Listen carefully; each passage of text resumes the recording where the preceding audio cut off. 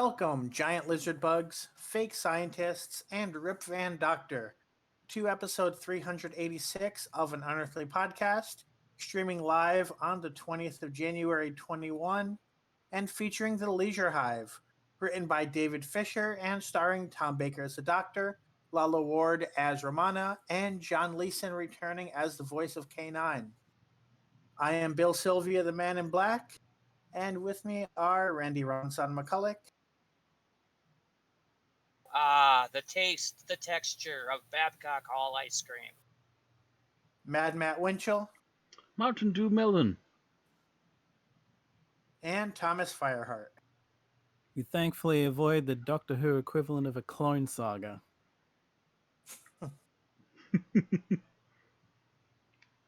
The clones consistently die. Thank goodness.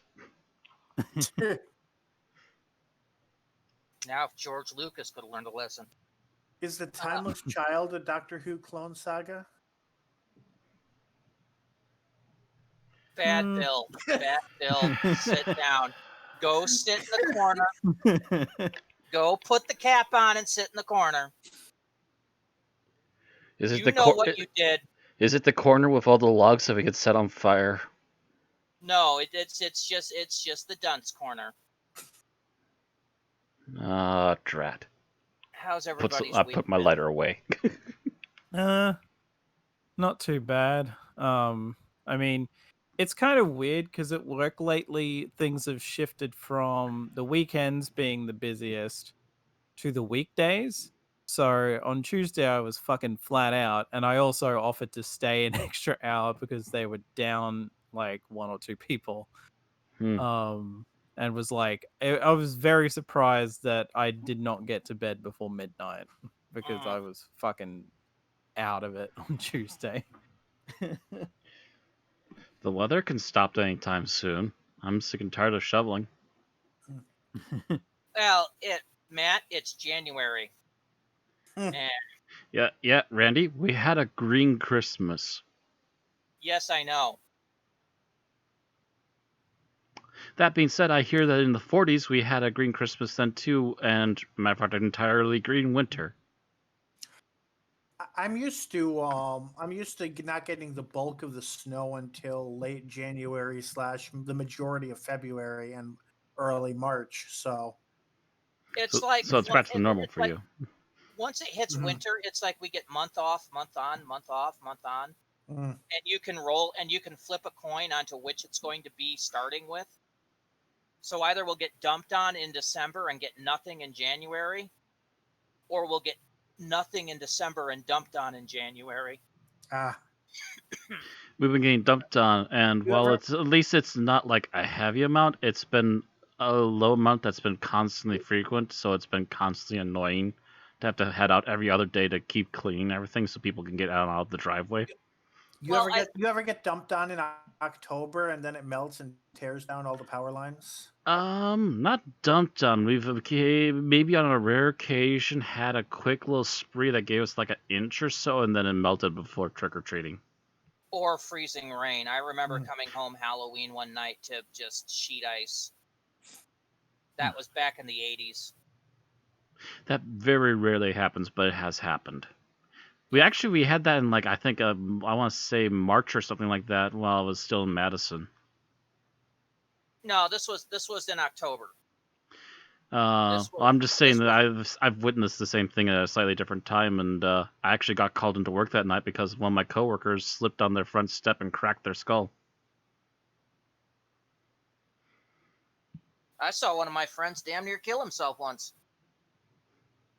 He thought it was safe to jump off the little ledge by our convenience store onto the descending sidewalk, not realizing the sidewalk was sheet ice.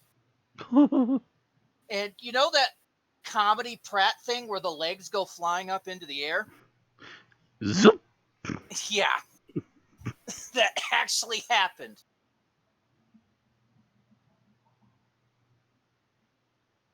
Fortunately, my friend was made of sterner material and went through there okay, but he could have, done bust his head. Yeah, and any wrong move there would have definitely injured them.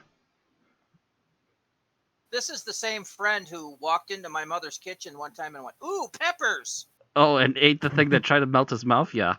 Yeah, ate the Chinese ornamental peppers. Yeah.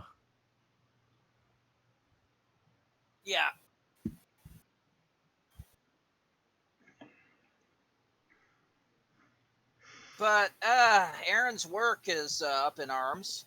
Mm. Apparently, their management laid off 140 people in the last month. Oh, yep. Mm.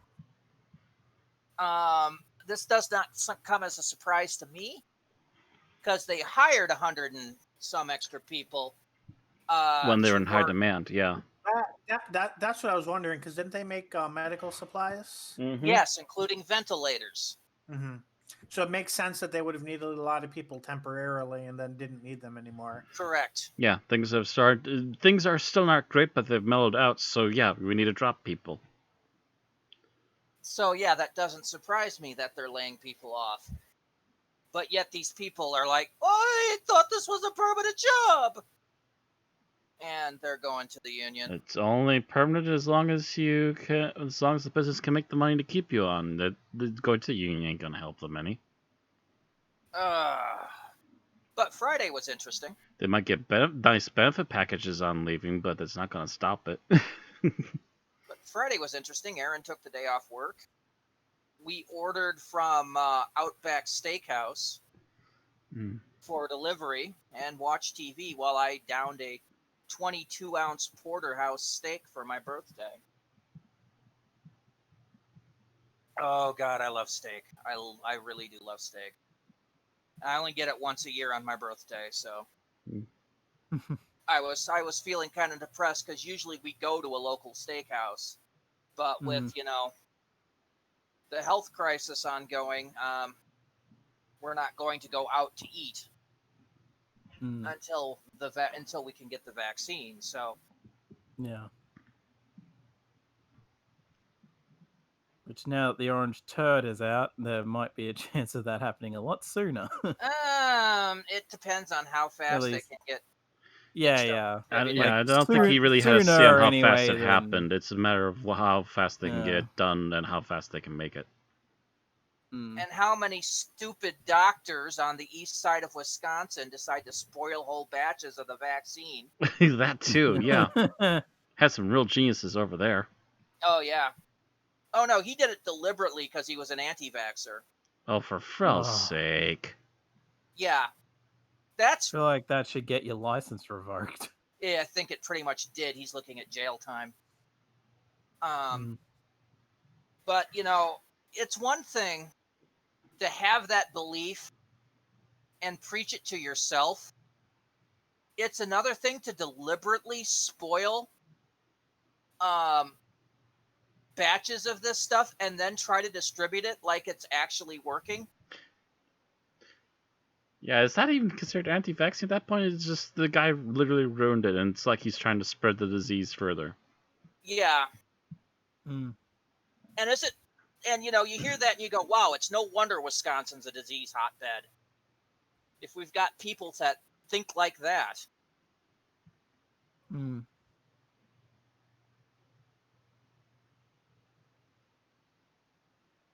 But other than that, no, I'm still taking it easy, waiting and for my health professionals to message me and say, "Hey, guess what? You can come get the vaccine." Hasn't happened yet.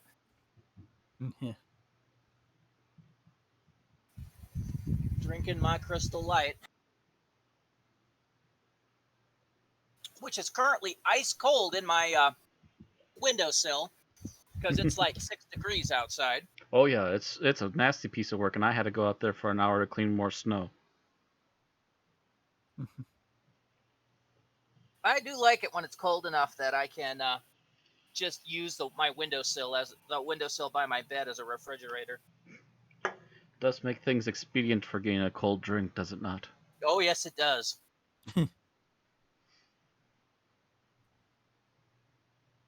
That's fine. I don't need to put this in the fridge. I'm just going to put the pitcher here in the windowsill. God, I remember I used to do that when I lived in Madison too. Then again, I used to drink more often, so I tried to replace it in the fridge. Took forever, and if it's middle of winter, it's like, Open window, close window. They'll be ready in about 10 minutes.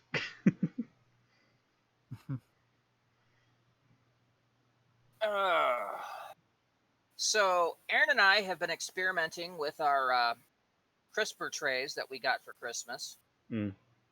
We have discovered the fact that Red Robin seasoned steak fries that you can get in the freezer at, like, the grocery store heat up really nice and crisper. I mean, really nice. Like, they taste better than the fries you get in the restaurant.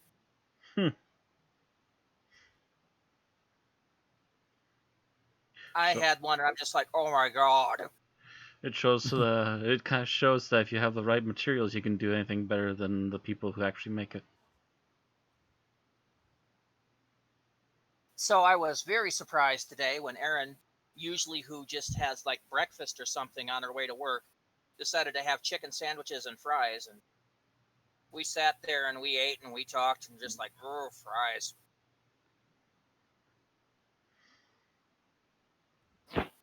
Anyway, anything else happening? Anybody this week? Well, I'm starting a new game already. I'm not sure how long it's going to last because I'm already 5 levels into it. But one of the Christmas gifts I got with I believe it was from the stuff that Thomas gave us for Steam. One of the games I got was Doom 64 because it's one of the few Doom games I don't have. I'm 5 levels into it on my first playthrough for an hour. We'll see how long it lasts. As for why I replaced it from the previous game, I'll be getting into that later.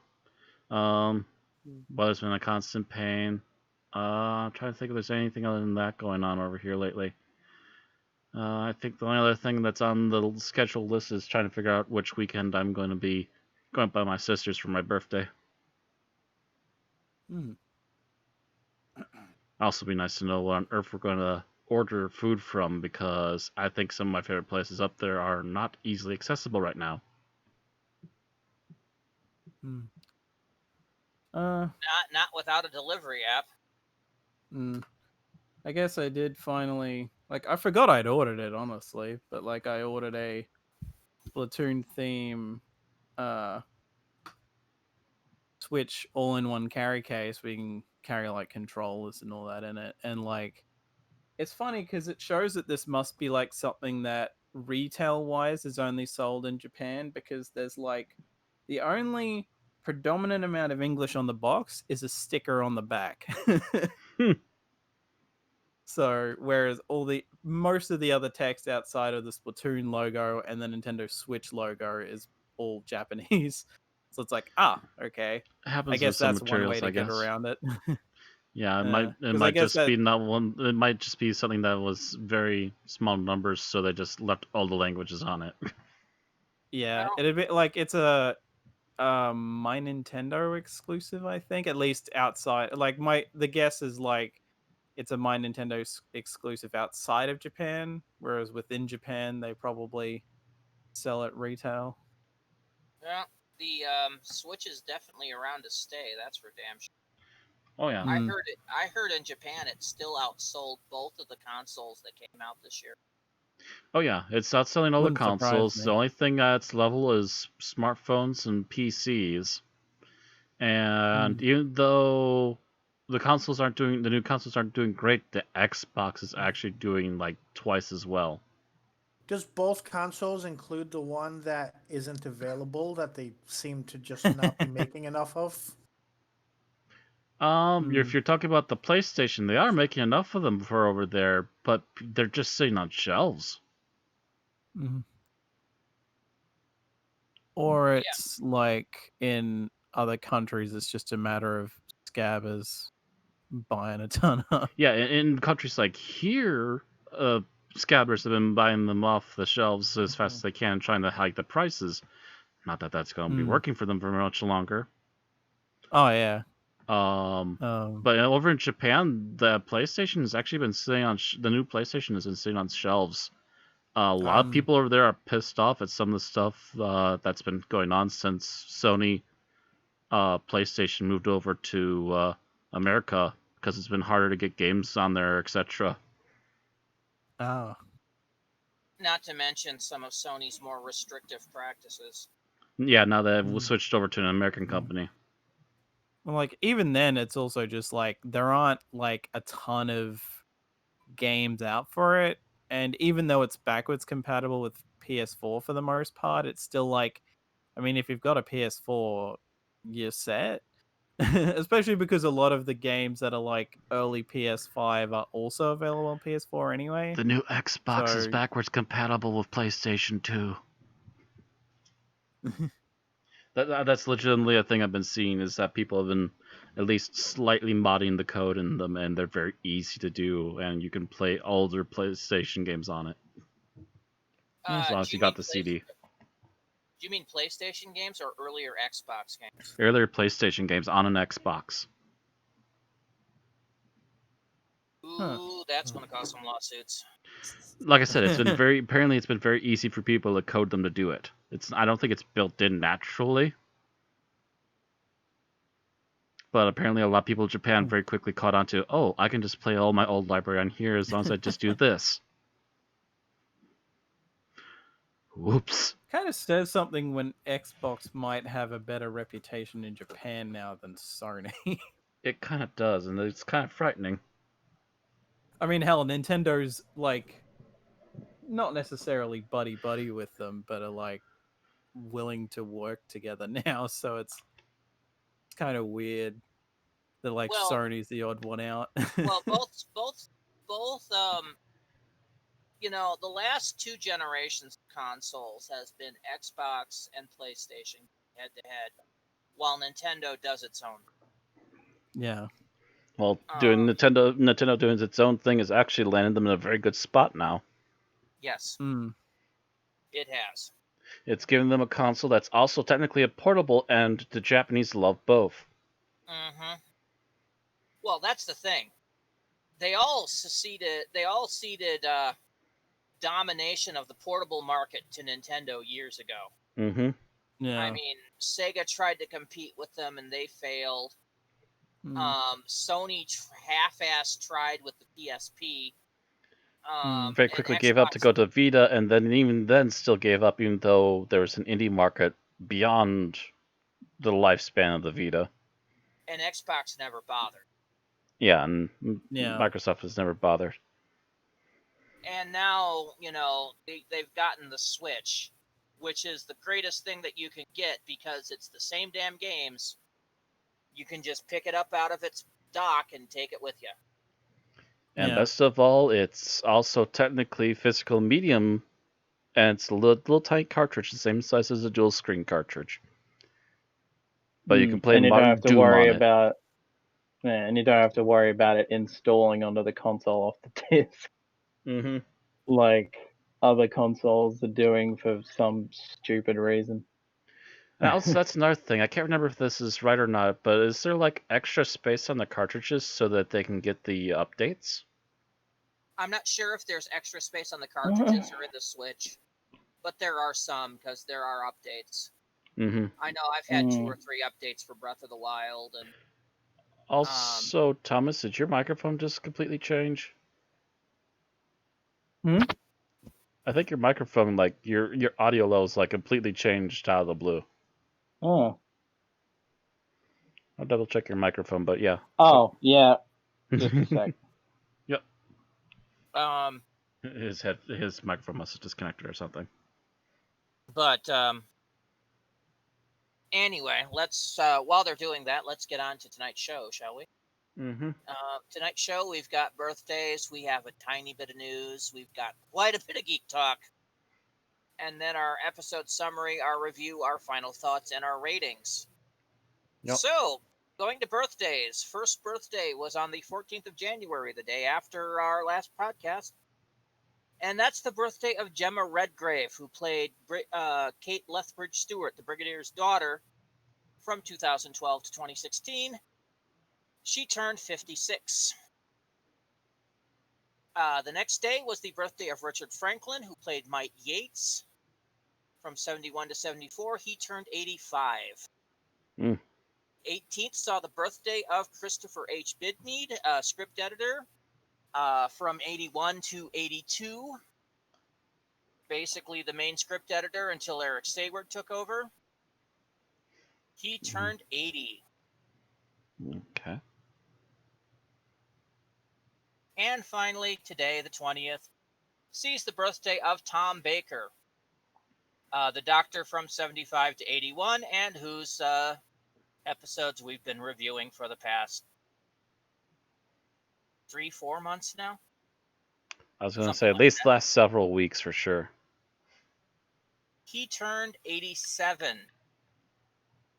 So happy birthday, Gemma, Richard, Christopher, and Tom.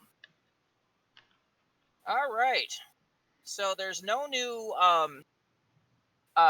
episode 13 news. The new companion did make a speech, but he said nothing that we didn't already know. So I'm not going to report that if it's stuff we already know. The only other real piece of news that we have is BBC Books announced that Target will be releasing a series of new books. Target is, of course, the legendary subdivision that deals with all the Doctor Who novelizations. So these are all coming out on the 11th of March, and I think most of them have never actually gotten a full-on novelization before. The episodes that are getting the Target treatment are The Pirate Planet, written by Douglas Adams and James Goss. Resurrection of the Daleks, written by Eric Sayward. Revelation of the Daleks, also written by Eric Sayward. The TV movie, written by Gary Russell. Dalek, from the Ninth Doctor era, written by Robert Shearman. The Crimson Horror, written by Mark Gatiss. I hope there's some improvements. And The Witchfinders, written by Jory Wilkinson. That one wasn't too bad. So all of these will be available on Amazon. I'm pretty sure Amazon.uk at this point. They will come over to the United States eventually. All the Target books eventually do. They definitely used to. Yep. I know I've found them in bookstores before. All right, and then we have some Big Finish news. New releases this month is Sixth Doctor, Colony of Fear, with Colin Baker and Miranda Raison. I'm actually not sure who Miranda Raison is. Is that Flip? That's what I'm double checking. Constance. That's Constance Clark. Okay. Colony of Fear sounds like one of those names that they just pick from the dartboard in the Big Finish / BBC office. Blank of blank. Right? Something. Colony. Something like of that. Fear. Well, it is for the month for the monthly releases, so that's not surprising. And I just realized that I was talking with my mic up by my ear, so yes, now you're less echoey. It was clear, but you did sound like you were, down a wind tunnel. Anyway, also being released this week is the Fourth Doctor Adventures Series 10 Volume 1 with Tom Baker and Louise Jameson. Just in time for Tom's birthday. Free this week, yes, the lockdown downloads continue, is Doctor Who The Veiled Leopard with Nicola Bryant and Sophie Aldred. And that is all the news we have. So that'll take us to Geek Talk. And first up is Bill with Dragon Ball. It starts with me, so it's a good thing my computer seems to have chilled out. Okay, so yes, so I've been watching as I've kind of run out of interesting things on YouTube to watch because it's been a long quarantine of 10 months now. So I've started using Dragon Ball Super as my kind of casual watching that I only need to give like 25% of my attention to. So for background, I watched the movies when they came out in English and the original Dragon Ball Super subtitled version when it came out in 2015. But since the dub didn't come out until I'm seeing 2017, I'm seeing December 2016, either way, halfway through the run of Super. So I hadn't watched the dub at the time. So I'm finally giving that a go through. And I've watched the first three short arcs, the two movie retellings, and the first original arc, the Universe 6 arc. And the main thing that I've noticed of it is that other than a couple of translation errors, two in specific, that I now know why people have dumb ideas in their heads because of translation errors. Other than that, I think the dub actually improved it. Um, that's not to say, so Dragon Ball Super has a lot of writing issues, especially since the anime team pretty much had no idea they were going to be working on it and were pretty much told, okay, you have like a month or 2 months to start making a show now. And you can really tell in these first three arcs, they really didn't know who their audience was. They were in a new time slot, marketed that was normally watched by a younger audience. Um, and if you watch the first few episodes, you almost think Goten and Trunks are going to be the stars of the show. And there's a lot of writing issues that come from things like that, both from a plot perspective and a character perspective. And those first two arcs being as bad as they were, if they weren't movie retellings, I would have probably stopped watching the show in the first place. But because I knew that they were just retelling better movies, I waited for the better stuff to come. So of those arcs, what I actually noticed was that the dub actually made them a little better. And I think that a lot of that comes down to, I don't have the two scripts side by side to compare them. But just the general impression I got was that Goku felt a little bit more like an adult that followed off of the Buu saga in the dub than he did in the sub version. This is partially because I think it's easier for Sean Shamel's voice to sound like an adult man than it is for Masako Nozawa's voice to do so. But the tone was part of it. I think the writing was not to any sort of extreme, but slightly less childish, to the point where I could kind of believe that this was a grown man, a lazy one that didn't like working for his, doing chores, yes, but someone who's not 5 years old. Whereas in the original show, I and many others was like, why is Goku acting like a 5-year-old? Like, not voice wise, but just his behavior, his writing, etc. Yeah. And they didn't change a lot, but they changed just enough that I could believe it a little bit more. Of course, they updated a bit of the animation for the dub. The fight scenes still, but not as badly as they did in the original subtitled version. Ultimately, I definitely have to come down at this point. I didn't really make a decision when watching the show originally, but I would definitely say now, looking back on it later, just watch the two movies and then start with the Universe 6 saga. You don't really miss much, and most of what you miss is crap. That said, as I said, there are a few translation errors. One was in the Resurrection, the Frieza saga, and one in the Universe 6 saga that now I get why people have dumb ideas because they watched the dub. But those are probably the harshest criticism I can give toward the dub, because ultimately I do think it somewhat improved over the sub. Oh, I almost forgot. So at the end of the second arc, and this almost feels like an afterthought because even when it's played during the saga, it's the Japanese version, but they did a dub of the opening, by which I mean they took the word for word Japanese translation that they show at the bottom of the screen and recorded that into a new version of the opening song.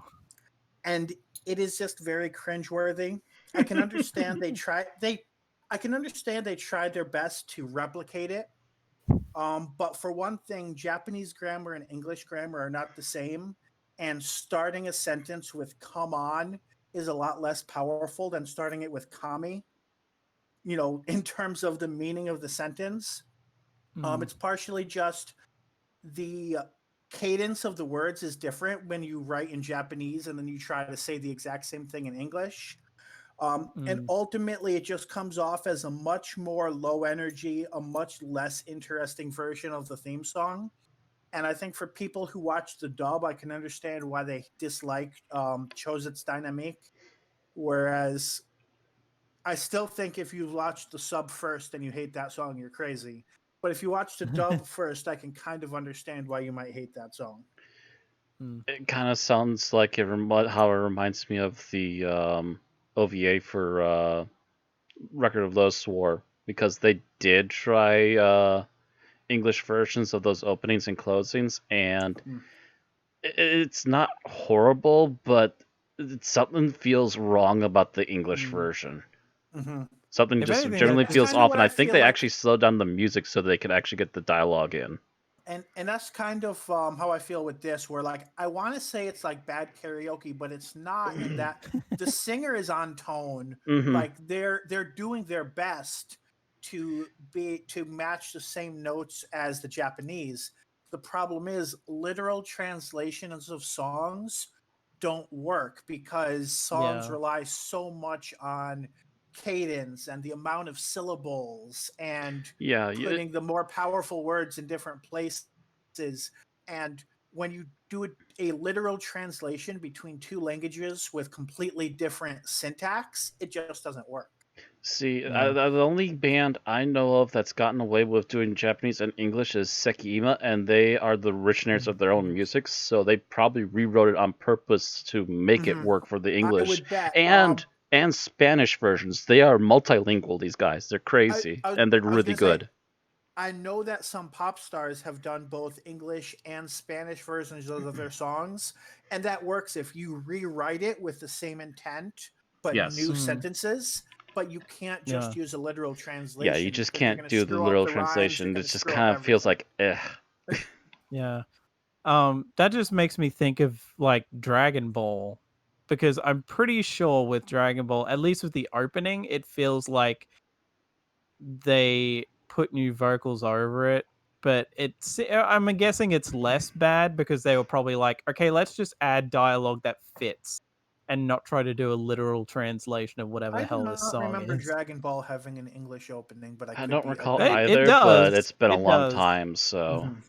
Like I've only ever seen the English opening and closing, and I think like it's funny because since Bulma's in the ending the whole time, I think the idea is that the female singer is supposed to Huh. be Bulma in the The only ending Maybe. Dragon credits Ball, of the the only original Dragon Ball in the opening that English. I've seen was purely instrumental. Well, yeah, it might even just be that. It might even just be that it was pure instrumental, and someone went, "Oh, well, we can't have that," and they just dubbed it. And someone tried to dub it, Whereas, yeah. whereas like Sailor Moon, I think, like with the initial dub, they Sailor Moon just has one of the most did lyrics iconic that fit English it. openings Yeah, of all time. And that's why I yeah. was a little surprised. I'm not talking about it today, but watching Inuyasha, I was a little surprised not to see a single English opening. Oh, please don't, because I have heard the dubbed, like the English version Oh, of "Change the World," well, and it if so, sounds like Hulu it's doesn't done by have a it. boy band. Well, It seriously I sounds like it's just the done by a thought boy of it had makes my band. skin Hulu crawl. Anyway. I think Boa, who did one of the later opening songs or one of the later closing songs, had an English version of her song, but she did it herself because she's trilingual. Okay. English, Japanese, and Korean. So I guess it's just not on Hulu. No, that was not used officially. It was released on one of Gotcha. her Oh, albums. okay. Makes sense. Yeah. So the next thing I was going to talk about today was the Chilling Adventures of Sabrina season 4. And that came out on New Year's Eve. And the reason it took me so long to watch it was that I feel like this season was specifically made to hit all of my anxieties to the point where several episodes took me multiple days to watch. And this is something I think I've talked a little bit about here, and I know Randy's agreed with me about certain of these elements. But there are two alternate universe fish out of water episodes and each of them took me 2 to 3 days to watch because there's so many times where you just cringe, pause the TV, walk away, and do something else for a few hours before you can continue. And there were also 2 episodes where major plot points were Sabrina lies to somebody, and you are spending the rest of the episode waiting to see when the other foot is going to, when the other shoe is going to drop and the lie get discovered and what's going to happen. And that's another one that gets me just a lot of the time. I'm too anxious to keep watching and I need to sleep on it before I can finish the episode. So overall, that's of the 8 episode season, there were 4 episodes that I could not watch in one sitting. That said, it's a very monster of the week season. Basically, there's 8 eldritch terrors that they need to defeat, and they spend roughly 1 episode on each. And when I say roughly, one of them is like they spend an episode on it and then defeat it in the first 10 minutes of the second episode. So it's basically 1 episode per. Just that they want to leave you in a kind of cliffhanger works and then finish it the next overall. episode. But I kind of feel like they're doing this because they set it up and not because they had an interesting story to tell. They may have really wanted to get to that certain end point, which is, I haven't really looked up people talking about it. The ending is probably controversial. It's a very bittersweet ending. And they may have really been trying to write toward that ending, but I didn't really feel like they had a great story that needed to be told. I kind of felt like they were going along with a Monster of the Week format because they needed a final season. And I could be wrong because there were definitely plot points that happened and things that affected the characters emotionally. But just that overall, I felt it was not as powerful as the first 2 seasons were. And it's good that the show is ending now and not trying to continue, because I remember saying the same thing about season 3. Me think if they had tried to do a season 5, it would have just progressively gotten worse and gone from great to good to okay to bad. Whereas it's ending off still on that okay area.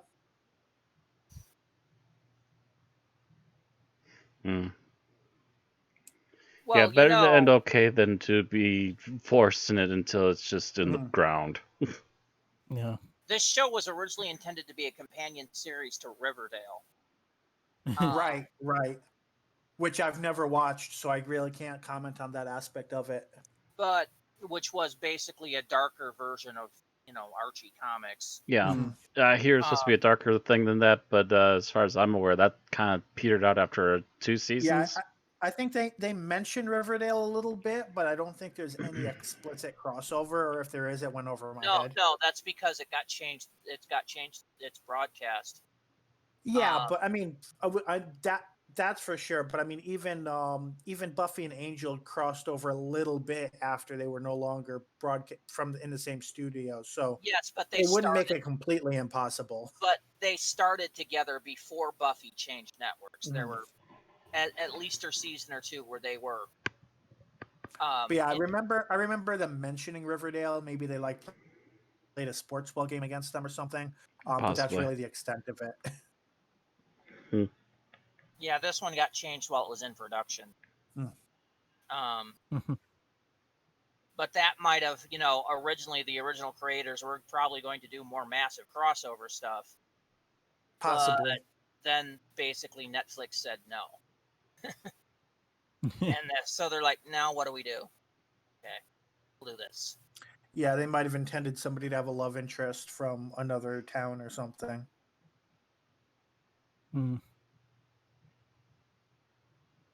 All right, is that everything? Yep. All right. So, for my birthday dinner, we decided to sit down and watch a movie. There was a little toss-up debate on what we were going to watch. Eventually, we decided to sit down and watch Shazam, as we kind of missed that aspect of theaters at the time. I'm not sure what was going on. I might have been in the hospital. I might have I think that was when Aaron was still getting adapted to work, so we couldn't get to movies that often. Yeah, because this came out between Marvel's Captain Marvel and Endgame. Yeah, so Or it around could there. have just been a budget thing. Oh, I don't that's know. also very Yeah. likely too. It just Could would be, have been like especially a with the tight couple movies months. coming out. Right? Yeah. In any case, we didn't get to go see it in the theaters, so we sat down and we watched it on HBO Max for my birthday, and we fucking loved this movie. Mm. This has to be the best thing that the DC movie universe has put out. Because they got the whole concept of having a child inherit superpowers and how it would be horribly abused and made a 2-hour movie out of it. Mm.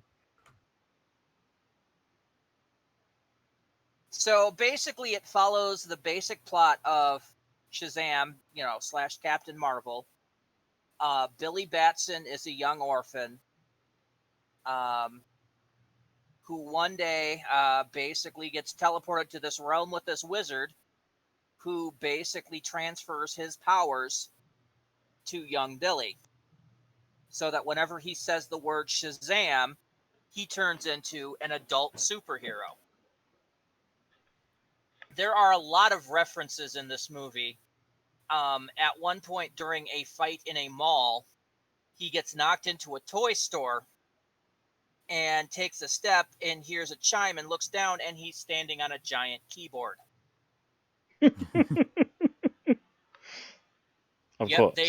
they had to throw in the reference to Big because that's essentially the situation Billy finds himself in. He's Big with superpowers. Yeah. In the movie era, he's basically 14 years old. I think he's younger in the comics, but 14-year-olds are easier to act with. Mm-hmm. Yeah. And they're less likely to completely change their voice and appearance while filming. And of course, when he says Shazam, he turns into 20-something, maybe early 30s superhero, but still has the same mentality. So there is a scene, and I love this scene because it's absolutely perfect, where he and another from the orphanage decide that they're going to use his super persona to buy beer.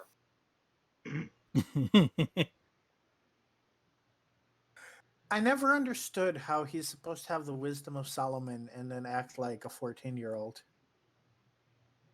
I think it'll come to him eventually. That's the wisdom, Yeah. not the intelligence. Yeah. The intelligence But will anyway. catch up eventually. But anyway, so, originally he's acting awfully suspicious about this, but then he, stops a couple of punks that are trying to rob the store. He and his friend come out with a thing of beer, and they're just like, "Well, that worked." Took a swig, spit it out. Next scene, you see them come out with a buttload of snacks. I'm like, "Yep, that's perfect.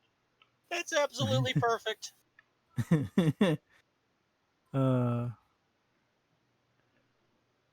Because that's exactly what would have happened to me if I was 14. Take a swig. Ah, who drinks this stuff? Ugh. Mm-hmm. And you walk back in and you come out with chips and Mountain Dew. Yeah. Well, shit. I'll say this much: the movie does make Zachary Levi look like he's. I mean, he's generally aged well, but I just noticed that he is pretty much 10 years older than me, so he's 40 now. And he would have been like in his late 30s when this was done. And he looks like maybe his early 30s, late 20s. He looks great in this movie. Hollywood magic. Darn unaging baby faces. I have never, not even Guardians of the Galaxy I've had this much fun in. Oh, that's a high praise. So you say the comedy was good? Oh yes. Oh yes. I think that's the one thing I was kind of like, okay, this is clearly a comedy, but I don't know if it's going to be a good comedy or not. It's an action comedy because the villain is very serious. The villain is a boy who got tried by the wizard earlier and was found wanting, and has basically spent his entire life being bitter about basically being told he would never ever be worthy. So he basically wounds up stealing this dark power, and his goal is to steal the power from the chosen one. And he's basically a colossal asshole.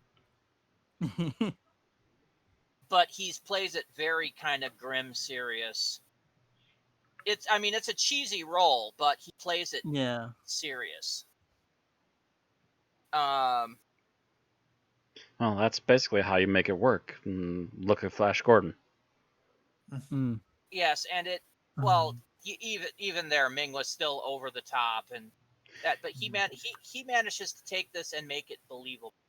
Yeah, I don't think there's any action in the trailers for this movie. They really played up the comedy aspect. Mm-hmm. Oh no, there's action because they have whole fight scenes where he comes for this guy and they fight in the middle of stuff. Mind you, there are minor comedy bits while this is going on. For instance, both major... Well, yeah, it's a Marvel movie. I mean, no, it's not. It's two of the major fights. This is all happening around Christmas time because, yes, this is a Christmas movie. Like Die Hard. One happens in a mall, and the thing freaks out the mall Santa. Later on, the mall Santa is at an amusement park where shit starts happening too. And he's like, "Oh God, save Santa! Somebody save Santa!" You know. So there's that bit of it, and the other fun part is it's not just Levi that gets to do this. This also deals with the origin of what were originally called the Marvel family. I'm not sure what DC calls them now, but they're basically all of Batson's kids in the orphanage eventually get empowered at one point. Which is good because I think one of the crises eventually retconned most of them out of existence, if I'm not mistaken. But I guess the movies are keeping them. I guess to clarify, it's not so much an orphanage so much as they've all been taken in by foster parents. Yeah, it's a foster house, a group house kind of thing. Yeah, they've just taken in all these like random sort of outcast kids, because they were kids who grew up in an orphanage as well. So they and a lot of them. And a lot of them are stereotypes. You've got the one kid who's basically on freaking online games all the time. You've got the young precocious one who talks too much.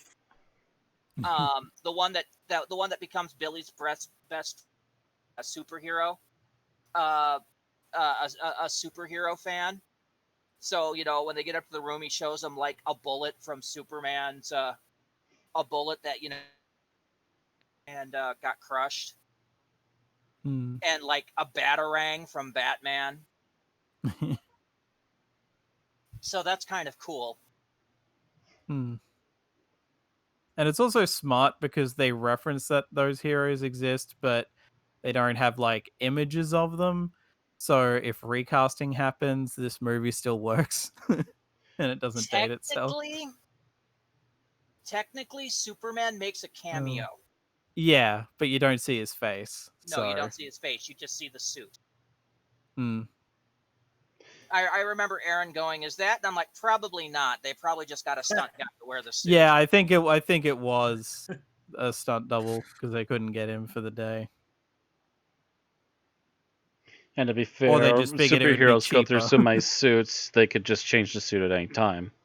I can tell you because it's not horribly plot relevant, but he and his best friend is his brother essentially have a little fight because without his permission, his brother says that he'll show up at school lunch to try to prove this and to try to prove that he's best friends with a superhero. And they have a fight over it. He doesn't show that one day, so he makes it up to him later by showing up and bringing Superman. It's just, you've got to see this movie if you're ever a comic book or superhero fan. I know nothing about Shazam or Captain Marvel other than bits and pieces I've seen in things like Justice League Unlimited. So a lot of this story was new to me, which I don't get from watching a million Batman origins and a million Superman origins. Right. Yeah, I think the only Captain Marvel, and I'm still going to call him that because every comic I've read that featured him called him that. The only comic I had that featured him very prominently was a crossover with Superman. Which is they do that a lot, actually. They're basically the same character originating from different comics. Yeah. And yet whenever they cross over, it's like the first time they've met. Well, yeah. The universe has been rebooted how many times? Yeah, Captain Marvel originally comes from, I think it was Fawcett Comics. I forget which company, but that was back in like the 40s or 50s. 40s. And they were eventually bought out by DC. But yeah, this is that since then he's become part of the mainstream DC universe. And of course, the New 52 changed him from Captain Marvel to Shazam because DC just basically let Marvel have Captain Marvel. Anyway, this is a movie worth watching. If you like superhero movies, if you like comedies, or even if you're interested in any of this, this is a worth your time. I kind of wish I had seen it in the theaters just because I would have loved to have given them my money for rather than just my subscription fee. Yeah, this was this and coupled with Aquaman before it was like, oh my god, DC are finally on the right track, seemingly. And then they made Wonder Woman 1980. Yeah. That's what I've been hearing. Is that, and then they made the latest movie. Oh no. Anyway, yeah, Aquaman is next on my list. We were going to watch him as a 2-pack, but I needed to get off the couch after that movie. I keep planning to watch Aquaman and then watching something else instead. I am still very glad I watched this. This had such a good happy laugh to it. It's just worth it. Okay. I'll let you guys talk for a bit. I'll come back for Borderlands. All right. Shadows in the Cloud. Yep. Shadow in the Cloud is a movie that I saw yesterday my time. It's like it's set in World War II, and it's like this woman last minute jumps onto a flight. I think the idea is that they're taking supplies from New Zealand to Samoa. And she's got like this mysterious package and you're not sure what it is or whatever. And it's not really spoiling anything, but from the trailers, they make it clear that there's something fucking with the plane that they're on as well. And they also run into like enemy fighters as well. I had like no real hype going into this at all, and I really just saw it to see it because I had one $8 pre-bought ticket to use, and it expires at the end of the month, so I was like, why not? Of course, it's funny because this occurred to me that this is the first movie I've seen that has Chloe Grace Moretz, I think I'm saying that right, as the lead, because I have not seen the Carrie remake. I don't know if she's the lead in the Suspiria remake, but I know she's in it. She's probably one of the lead girls. Yeah. Like the only thing I've seen her in that she had a predominant role in was Kick-Ass. And she was a kid when that was made. So kind of shows the difference. She's 23 now, which is like, what the fuck? That's just bizarre to me anyway. But it's like, yeah, this is a really good movie. Like at first, and they also take advantage of the limited budget. Like I don't know how much the budget was, but there's a good a good stretch of time where Chloe Grace Moretz's character is all you basically see because she's shoved into the like bottom turret or whatever of the plane, and because they have like nowhere else for her to sit, so she's just shoved into that, and it's just her and the voices of everyone else. So basically shoved in the luggage boot. Essentially. And it's just like, yeah, you just like, it's just her hanging off, like essentially, you know, if this fell out, she'd die basically. And it's, you know, yeah, it's just you get her and the voices of everyone else for a good stretch, and it works because it's like, or at least they make it work, and because it really is just like this could very easily have felt okay, nothing's happening, but the conversation is interesting enough that it keeps you going until the actiony shit starts happening, because then shit really ramps up. And the twist of what the package is, I won't say, but the stakes shoot right up once you find out what it is. And it's like, oh fuck. And it's just like, fuck me. This was a movie that I went in with no expectations at all and came out really enjoying. I would definitely recommend checking it out. I mean, I saw it in the cinema because at least where I live in Australia, the cinemas are open again. But as far as I'm aware, in places like the US, it just got put straight to video on demand. So Yeah, I haven't heard a single should be advertisement able about to. this.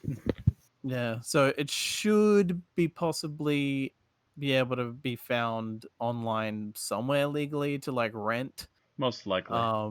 by now. Maybe to Yeah, rent I would or say it's released definitely on worth some streaming checking service checking out. somewhere. Just kind of slipped in. Yeah. Of course, the interesting thing is What's apparently this? Shadow in the Cloud. It's probably available from Redbox. That's a possibility too, yeah. Because that they seem to be the distributor here in America. Oh. The interesting thing also was that apparently Max Landis wrote a bunch of this, or at least co-wrote it. And after accusations came out about him about certain stuff, he was kicked off it. His stuff was rewritten, but because of how the like writing guild works or whatever, he still had to be credited anyway. They still had to credit him, even though all this stuff was technically removed. Gotcha. Yeah. And like the New Zealand woman who directed the movie basically just, because she was a co-writer anyway, just basically rewrote all the stuff that he'd done. And honestly, I wouldn't have been able, I don't know, unless there's like a script floating out there somewhere of what it was originally like. It flowed well enough that I don't know what it was. Maybe it was some of the dialogue was toned back because this is set in World War II and she's a woman and every other character is a guy. So she cops some sexism and stuff. So maybe that was toned down a bit. There's still a lot, but it was probably toned down a bit for all I know. But yeah, I will say it's funny because like if this wasn't set in World War II, then I'd kind of wince at all the times they use the slur that is basically Japan with the "and" bit taken out. But it's like, well, this is set in World War II. It kind of makes sense that when they're being attacked by enemy fighters that they would refer to them that way. So I'll let it slide because it's at least period accurate. But it is still kind of like, oh yeah, right. I personally hate when they whitewash historical bigotry because it is part of history. Yeah. If it happened, it happened. It's like, you know, my World War II, I want the Nazis to be called the Krauts because that's what they were frequently called. Mm. You know, either that or World War I. Both I think got used the same thing. If you're dealing with freaking 18th century England versus France, I want England to call the French frogs because that's called. Yeah. Um, White people have not stopped from refraining with insults to white people. Hi. yeah. I mean, you don't even there's no racist depictions of the Japanese because you don't see any. You just see the fighters they're in. So. You just hear maybe some of the less than favorable nicknames for them at the time. Yeah. See, Yeah. That said, you probably don't always need to take it to Quentin Tarantino levels of overkill either. there's a middle ground. Depends on what kind of movie you're making. Yeah. And if you mean like Django Unchained, that was set in the American South, so to me that kind of made sense. I think Reservoir Dogs is kind of up there. Oh too. yeah, that brings it up. That has a character dropping it here and there, and I usually see people not talking about it coming up in that, which is weird. I've not seen Reservoir Dogs, so I couldn't tell you. Yeah. Yeah, anyway, I would definitely say Shadow in the Cloud is worth checking out. One thing is that this is a movie set in World War II, but the soundtrack sounds like something that would fit better for like a Blade Runner sequel or something set in like the distant future instead of the past. So that was, while it was a good score, it was still like, this feels really out of place. You wanted something like what they did with Captain America. Yeah, where they had the soundtrack match the era. Yeah, Mhm. well, like it might have just been a budget thing, but like maybe they couldn't afford to hire an orchestra. But I don't know. But either way, yeah, I would definitely say it's worth checking out.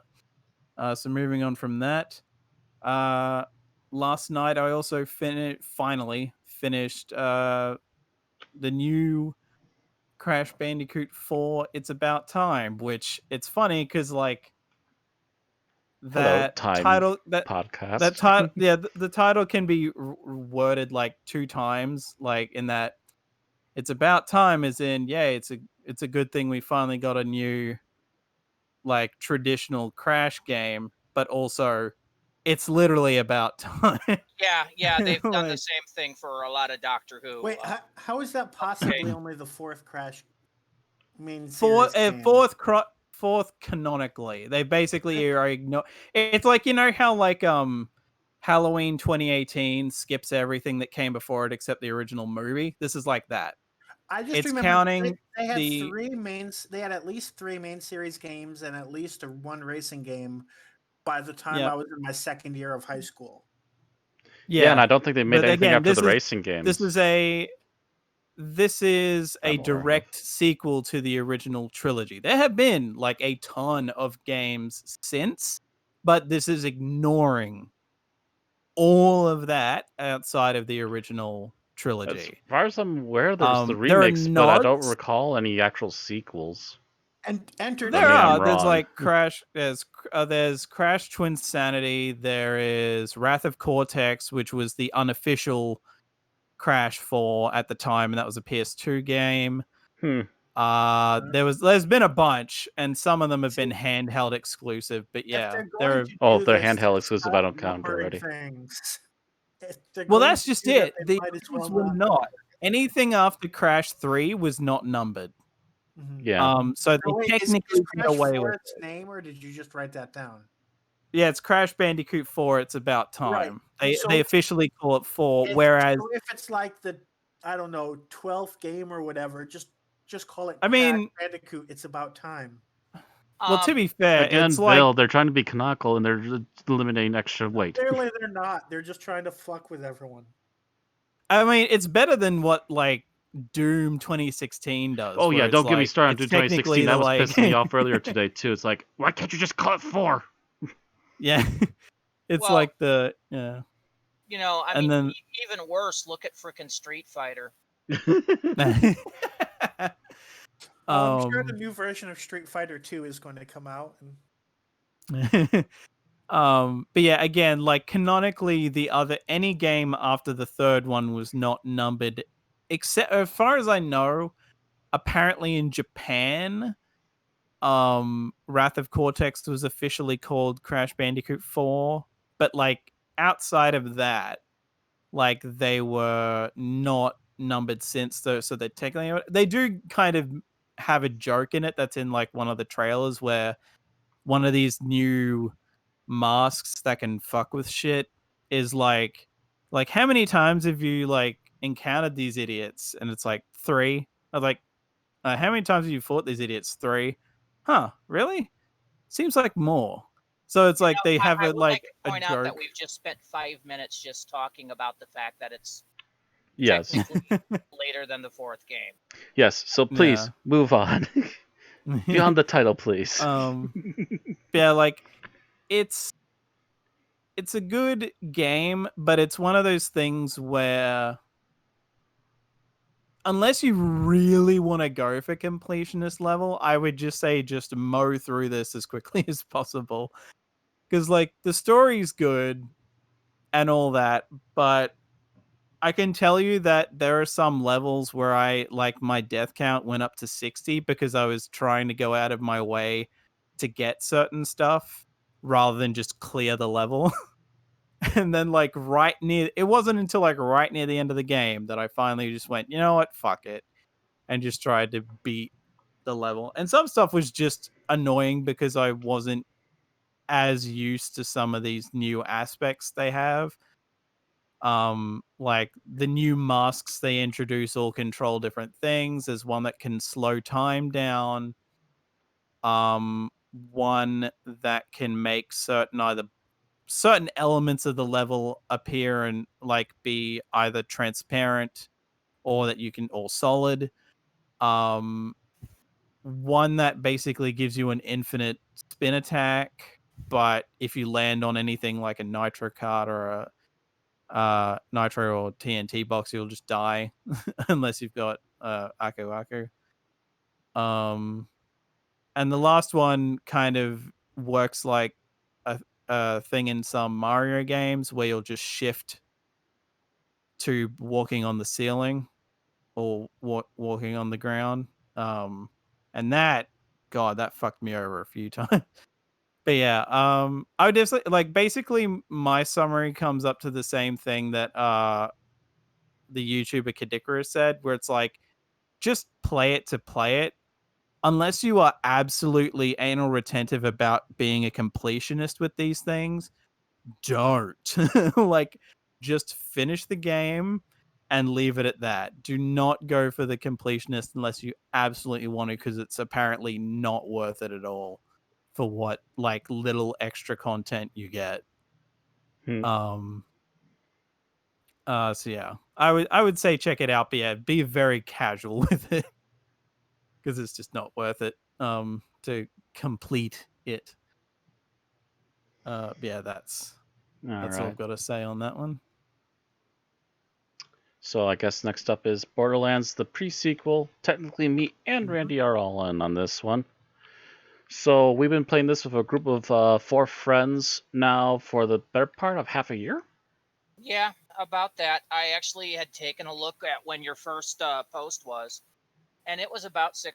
All right, so yeah, about the better part of half a year. I will say the majority of this plays out like a normal Borderlands, like you'd want it to. It's a first-person shooter. It has sci-fi elements. It's got a semi-dark sense of humor, but it's usually not too grim dark, at least not until certain elements pop up in the storyline.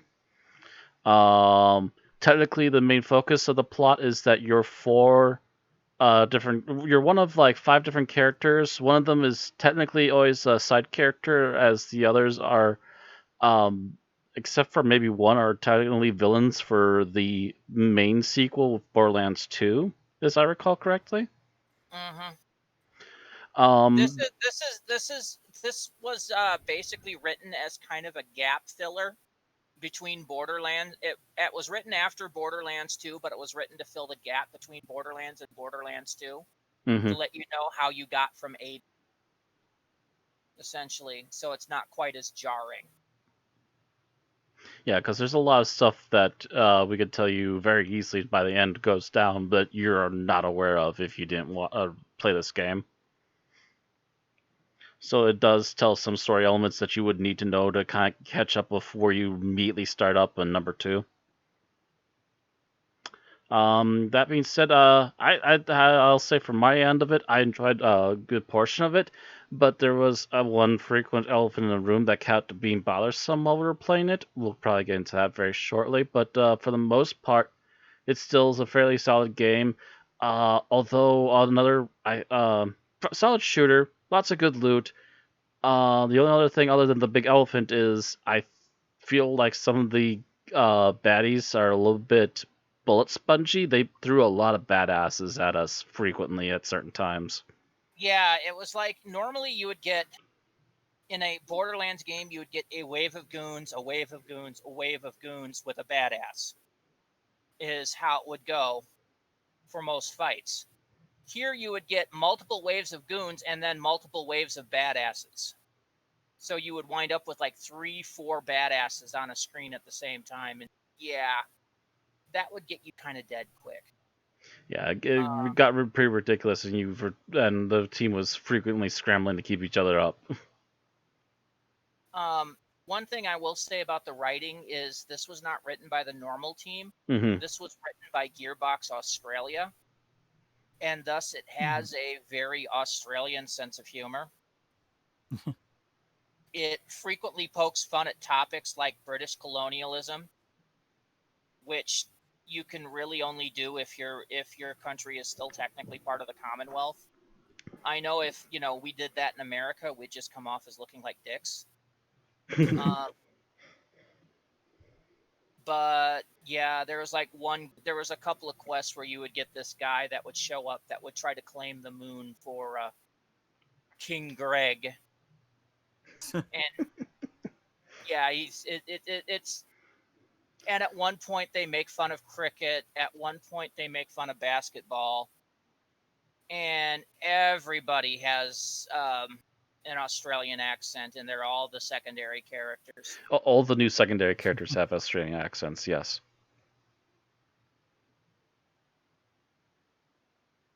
And they'll like normal Australian accents or like Hollywood exaggerated type accent. Both. Varying, yeah. You would get the ones that would have the uber thick like Steve Irwin accents. And then you would get the ones that have like a normal day-to-day accent. And then you get some weird mixtures, like the one kid that's basically Oliver Twist in space. Yes.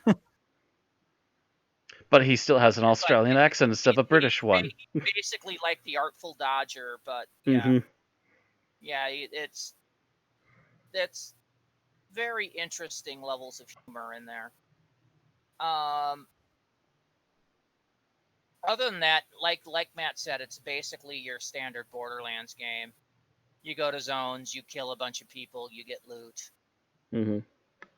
You kill more, you do this. It's basically all follow the plot line. You advance, do the side quests before you follow the main plot line to get extra loots, and then you go through the plot line to see where this unraveling of the backstory goes.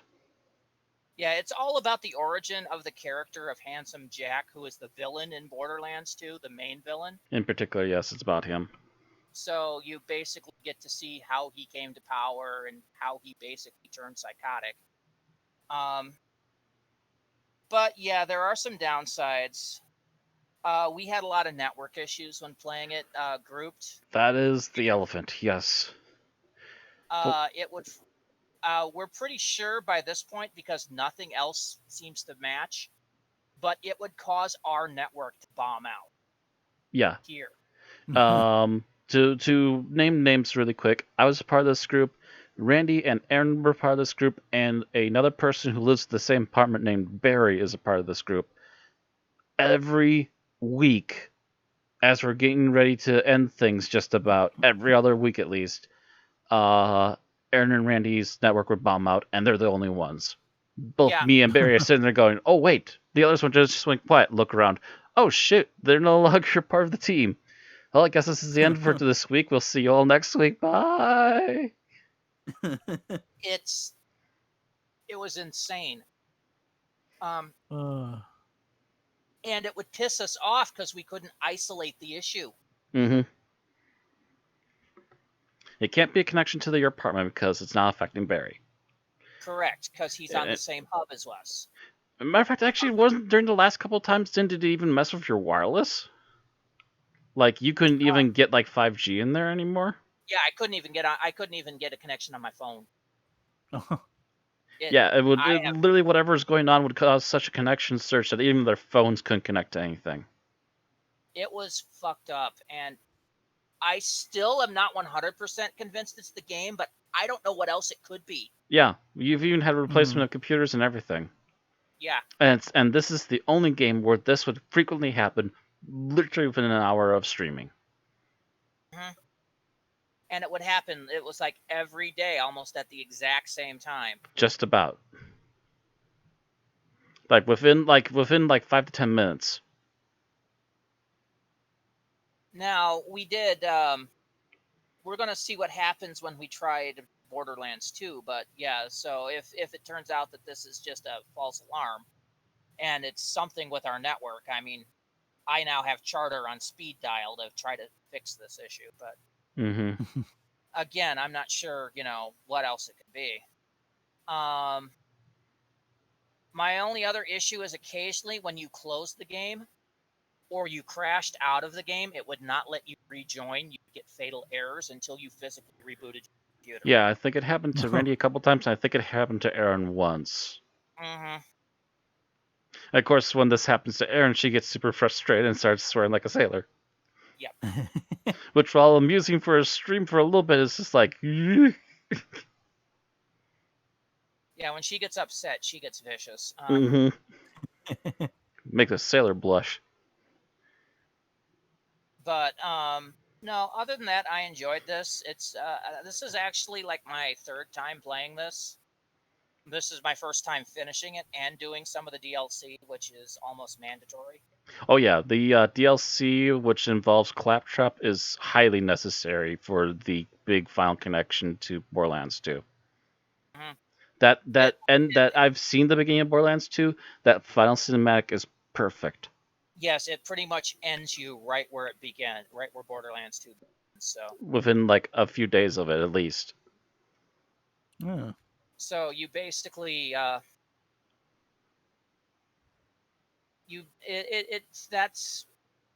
was kind of perfect. We're gonna actually start Borderlands 2 here tomorrow. Yeah, we'll be starting Borderlands 2 tomorrow. And as long as everyone's ready. Pick up right where we left off. Yeah. It's an enjoyable play. Get it at a discount if you can, especially considering how old this is. Yeah, it should be pretty easy to get for about $20, and it's only got like 1 or 2 important DLCs, and that's it. But if you like Borderlands and Borderlands 2, get it at a discount. Enjoy the humor. Enjoy the plot. I would suggest playing it solo. Yeah, I would suggest playing it solo. It might be a slightly better experience. All right, Matt. Yeah, all right. So on to the next one, which will be a final one for me. So I also just recently finished solo on my own. I believe it was yesterday I finished it, because today I had to do the new game, which is Doom 64. I finished playing Lego The Hobbit. So I'm going to start off with very basic. I've experienced Lego games before. I get the basic gist of them, which is that they're supposed to be like a family-friendly action-adventure parody, if you will, of what some of these original movies or books are about. So far, from that point of view, The Hobbit does not fail. There's some extra little comical moments added in. There's some little Lego jokes. There's building stuff, which, depending upon which thing you're building, can be either really good or really annoying, because sometimes they like to hide which piece it actually is, because they're transparent, and sometimes they look exactly like another piece they have on a list for you to put down, and it's like, nope, wrong, and they take away essentially in-game currency from you. But that being said, that's not my major issue, but I'm going to cover the good stuff. There's still collecting items, which is fine. There's still the little in-jokes and stuff that are fine. There's even little references to all the toys based around it. Perfectly good. You have the different types of characters you can play as with different abilities. Bilbo can go invisible and basically interact with spectral blocks in order to get certain things done. The different dwarves have different abilities, although a couple of them have the same one ability, which is they can go into these little easy to access small doorways that can lead to ledges and stuff that only the dwarves and Bilbo can go to. Gandalf has the ability to break these magical blue blocks. There's mithril blocks that only certain stronger characters can break, and other stuff like that. So a majority, the baseline bits of the game are good. However, there's a couple of major issues with this particular game. First major issue, I didn't realize this until I was over halfway through. Apparently, there was supposed to be a third part to this game which they never made. So you only get 2 out of 3 parts of The Hobbit. They literally end the game just as Smaug is taking off to go burn the Lake Town. So you're just literally left hanging with the main villain dragon flying off to go destroy an entire village. That's a hell of an ending for technically a children's family game. So they never finished it for whatever reason. I frequently wound up hitting a lot of bugs where there's either depth of field issues, or where there's one point in particular where I struggled for almost 2 minutes straight trying to get a character unstuck because a boss hit that character while I wasn't controlling them, got them stuck between 2 different platforms where they couldn't move. I'd moved off with the other character, started a puzzle which required both characters, only to transport to the other character and suddenly realize I couldn't move them.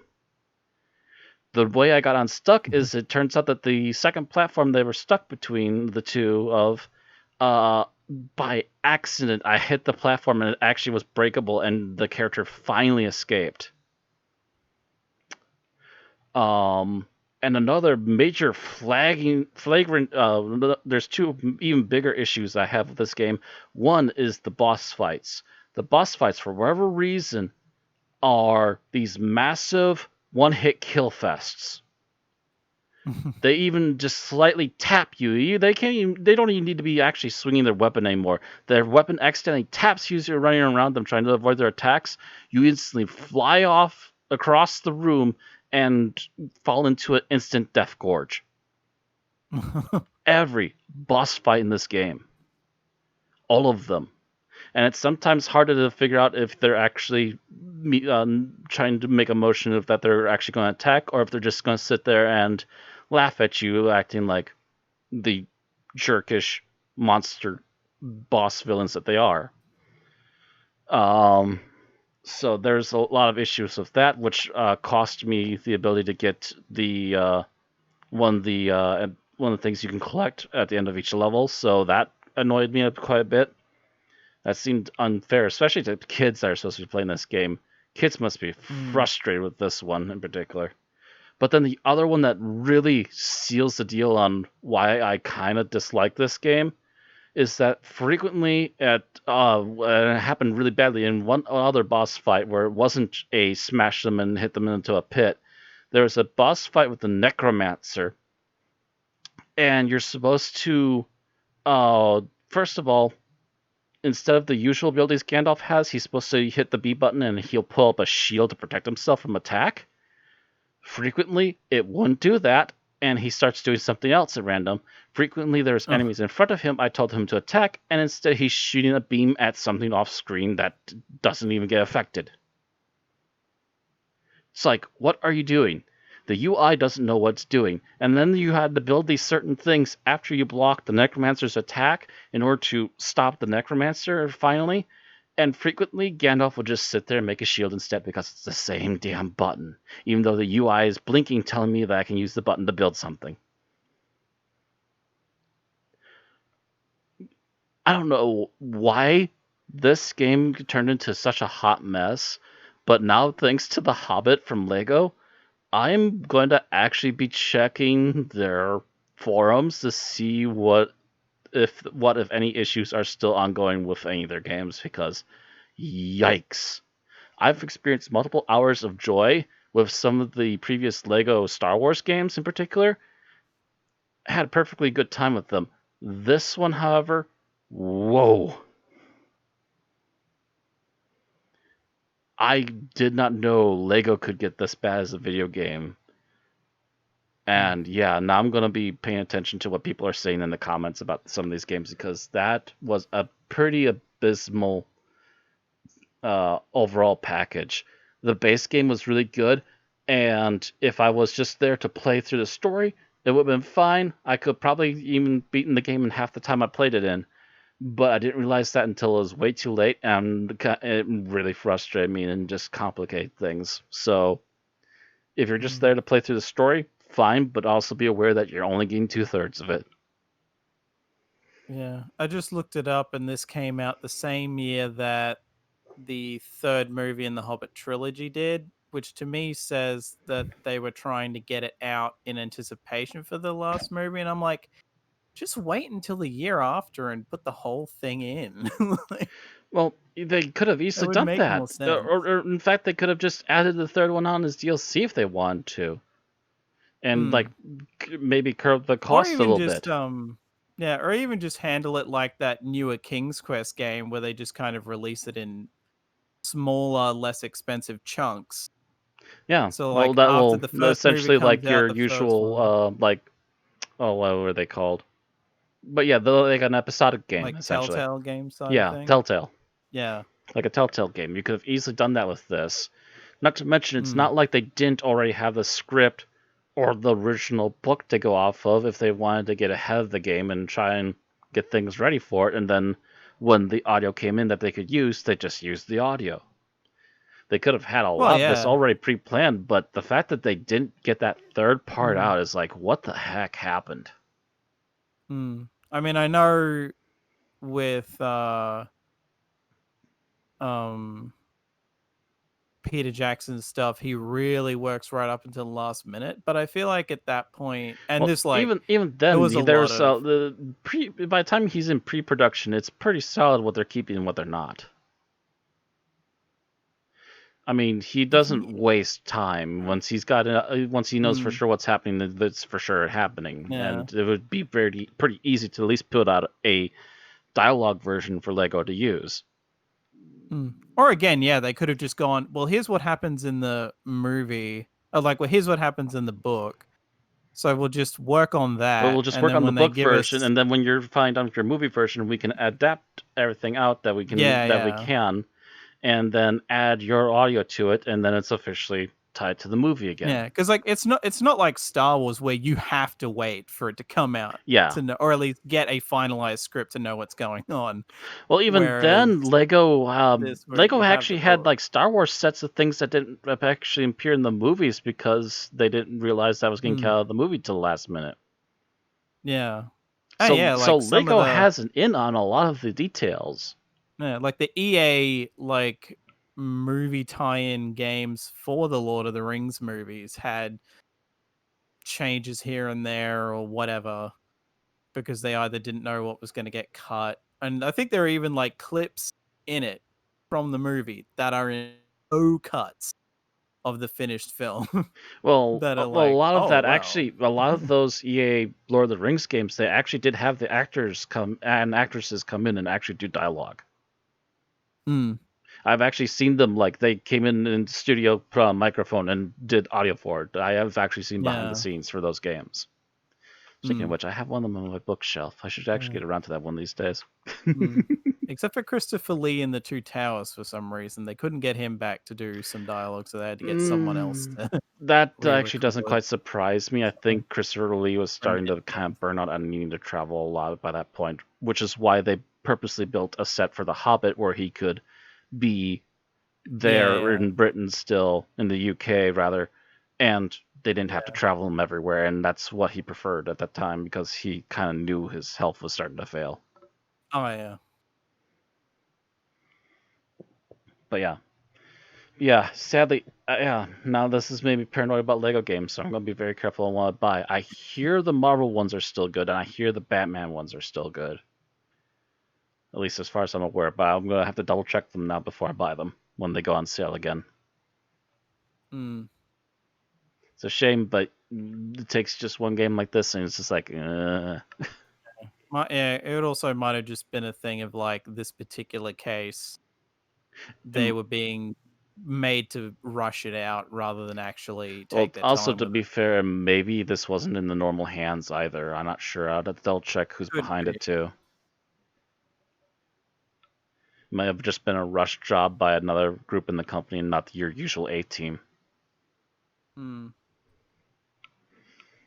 knows? I'll have to look into that. But yeah, it's officially made me wary of the Lego games now.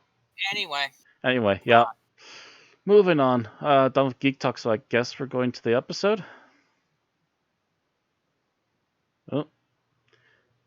We seem to be having a slow down just a moment.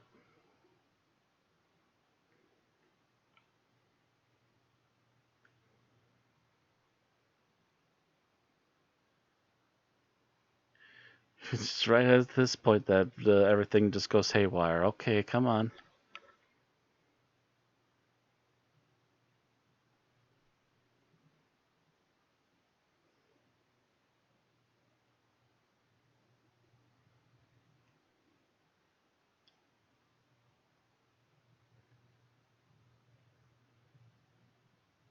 Come on. I'm waiting for it. Wow, it's just chugging for some reason. Yep. There we go. Summary, and yep. Yeah, sorry about that. I was closing tabs and all of a sudden it just hung. Well, as long as I'm still coming clear. Yep, looks like it. So, I got the timer ready. Are you ready? Just a second. Because I believe it's me for tonight, isn't it? Yep, I just need to load the stopwatch because I was half distracted. Okay. I'm ready. 3, 2, 1, go. All right. So, the story originally starts with Romana and the doctor out on a beach. They apparently were trying to get around the randomizer, but just ended up in the right place at the wrong time. Romana is kind of tired of their particular vacation place, mostly due to the fact that it's cold and gloomy. Frustrated, she tells K9 if he's still interested in exercise, he can go fetch the ball, as she just kicks it without looking. And because he's been wired improperly by the doctor, K9 accidentally runs into a giant body of water and implodes. Putting K9 into the doctor's lap, Romana suggests that they go somewhere else to try and have another better vacation. The doctor agrees to try and check some stuff out, and they head off to the Leisure Hive. Once there, what's actually going on beforehand is that the local populace have had a war with another race from another planet. The local people are, I guess, kind of a plant-like life form, and the people that they originally had a war with are reptilian people in nature. In their time after the war, they built up the Leisure Hive not only as a way of protecting their own people, but as a way to bring people in to basically see the after effects of what a bad war can look like, but also to give them a place of entertainment. And they've been working with a particular kind of energy. I forget what it was called again. But essentially, it allows them to do various types of images and break things down. And what the main reason they're messing with this energy source with is because they are trying to find out a way to reverse the effects of aging, because their people have become basically sterile, and they're trying to keep the few of them that are still around from dying. The people who are behind it have basically lied that they've already managed to do it effectively. but are still struggling to try and make it work. Which is when the Doctor and Romana get involved. First, they are noticed for being people that aren't supposed to be there when an accident happens and apparently kills a person in one of the machines. And they, in return for not being a problem, they actually try to willingly state that they'll help the people with the age reversal effects so that they can help these local people and keep things running as they normally should be. The people who are faking it want to obviously shoot the Doctor and Romana away. What is also going on the side is that the Reptilian people have actually, for whatever reason, snuck into the Leisure Hive, and one of these scientists who are faking the age reversal process stumbles upon one of their humanoid suits and then is attacked. He just basically goes missing for the rest of the episode afterwards. Very long story short, Romana thinks she has helped the other scientists figure out what they need in order to start the age reversal process. However, when they weren't looking, it went completely in the opposite direction and started to prematurely age things. By the time she tries to stop the experiment which the Doctor is involved in, he has been pre-aged by 500 years. They are both then removed from the facility and put on essentially a short leash to try and keep an eye on them and make sure that the Doctor is not actually a murderer, which he's currently guilty of due to the fact that his scarf was wrapped around the neck of a dead man. Eventually, they are allowed to try to continue the experiment to try and make things work, while the current leader of the Hive has finally shown his hand to the people who are trying to buy them out as a way of trying to circumvent their debts and try and get back on the regular straightforward. It turns out that the people behind their attempted buyout is actually some of the reptilian people, but the papers that they keep seeing look very obviously forged to them. The new leader decides that it's time to reveal what's actually been going on, and that they've been using their facilities to instead actually start was essentially a cloning cycle of their own people, and he wants to clone himself multiple times over and start just taking over things and bringing things back to an almost warlike state with their people. What he doesn't realize, at least at first, is that the Doctor has gone into the I believe it's the engines? I forget what it was. But he's gone into the back and he has started to activate, trying to mess with things, and is trying to add a randomizer so they can actually make the age reversal work. They turn on everything, and it turns out instead of their leader, their new war-obsessed leader being cloned, is actually the Doctor, the first of which is actually a replacement of his original self being brought back to his original age.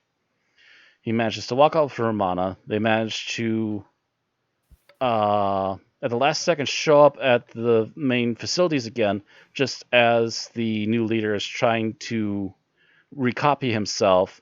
Their previous leader is forced in with him, and instead they've managed to get the de-aging to work properly, bringing him back to a younger age where he might be schooled from a child to be less warlike, and their previous leader being de-aged so that she can run things for several more years again and try and bring things to a more peaceful conclusion. With all this done, the Doctor and Romana finally look at each other, nod, and agree that it's time to head out and enter the TARDIS once more. The end.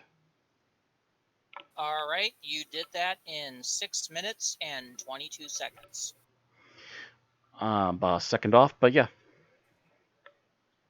And that was cutting out some stuff too, because the reptilians get involved, and it turns out that half of them are bad guys that were trying to fake the whole buyout, and the other half are peaceful and want to continue peace negotiations. All right, so let's talk about what we liked about this episode.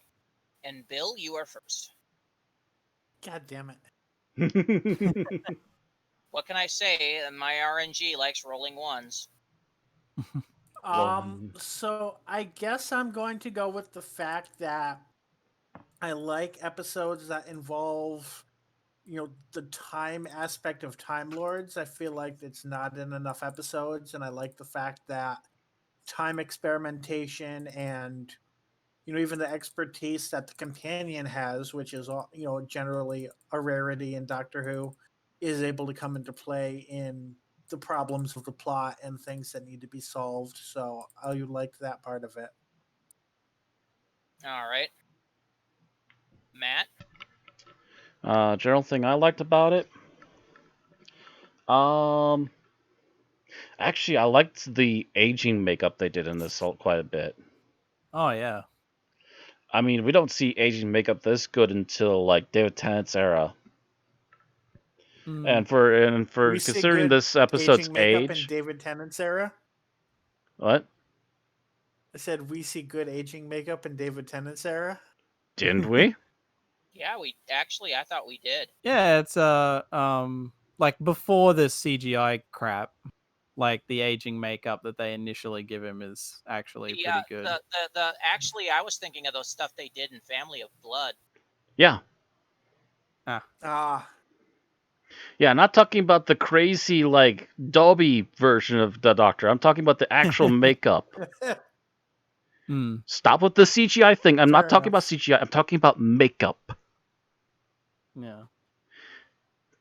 And yes, David Tennant's era had some really good actual makeup effects, and I would say that considering the age of this episode, this is actually a really good aging makeup, and they do it on not just the Doctor, but also two of the other main side characters.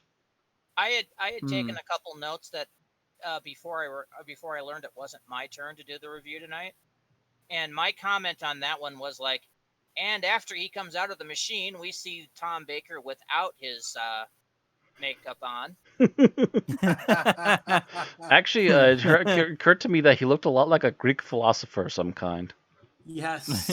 My joke was more like Santa or something. My joke was a Slarty Bartfist impersonation. Also apt.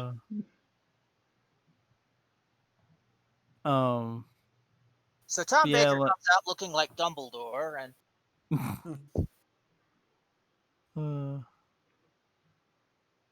it's a shame he doesn't look like that now. He could have put on the same look for the curator.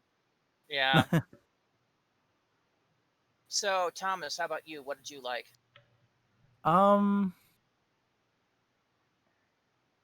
It occurred to me that age makeup was probably going to be mine.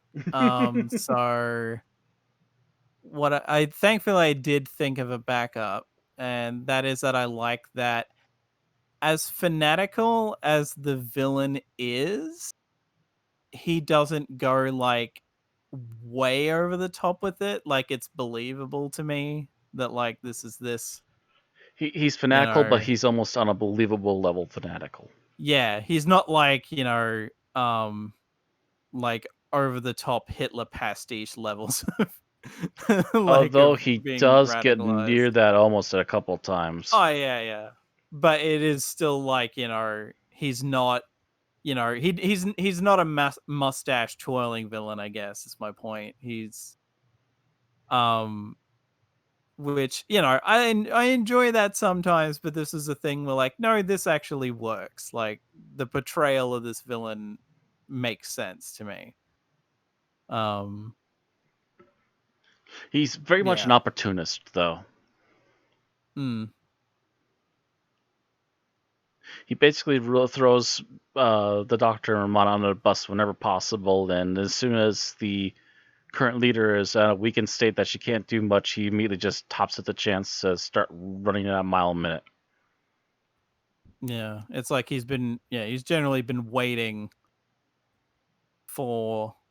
this is like a guy who's basically playing the long game. He's been waiting for the chance to pull this, and it's finally happened. Mm-hmm. Well, they mentioned the fact that he's basically xenophobic. Yeah. And then he's been forced to be tour guide, Earthers, and what else have you for all of his life. So finally, I'm free to destroy. Fuck you. Yeah. Sabrina, start conflicts on a whim. Whoops. So what I liked is, and I actually think probably John Nathan Turner was behind this, is he put a lot of extra oomph into this episode. I mean, of course, this was the first one with the new opening credits. This is the first one with the new outfitting. This is the first one with, I swear to God, he's just like cracking the whip on the special effects team.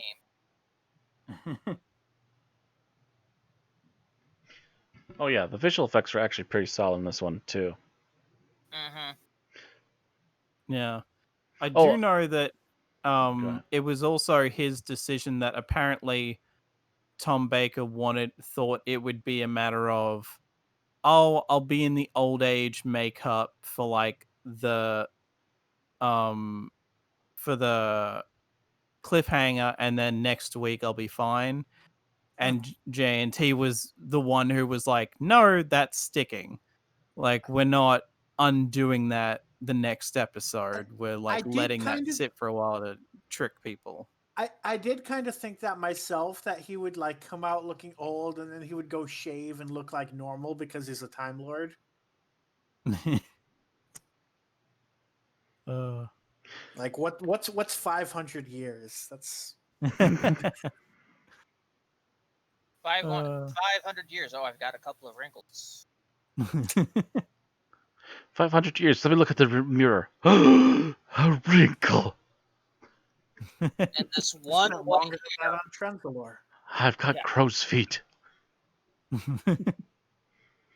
Well, yeah, but they did age Matt Smith pretty considerably on Trenzalore too. Mm-hmm. True. That was also some decent makeup. Anyway, it would have been harder to age Lala Ward for 500 years, I think. Yeah, because it would have needed a bit of makeup there. But well, not when they were talking about aging her 2000.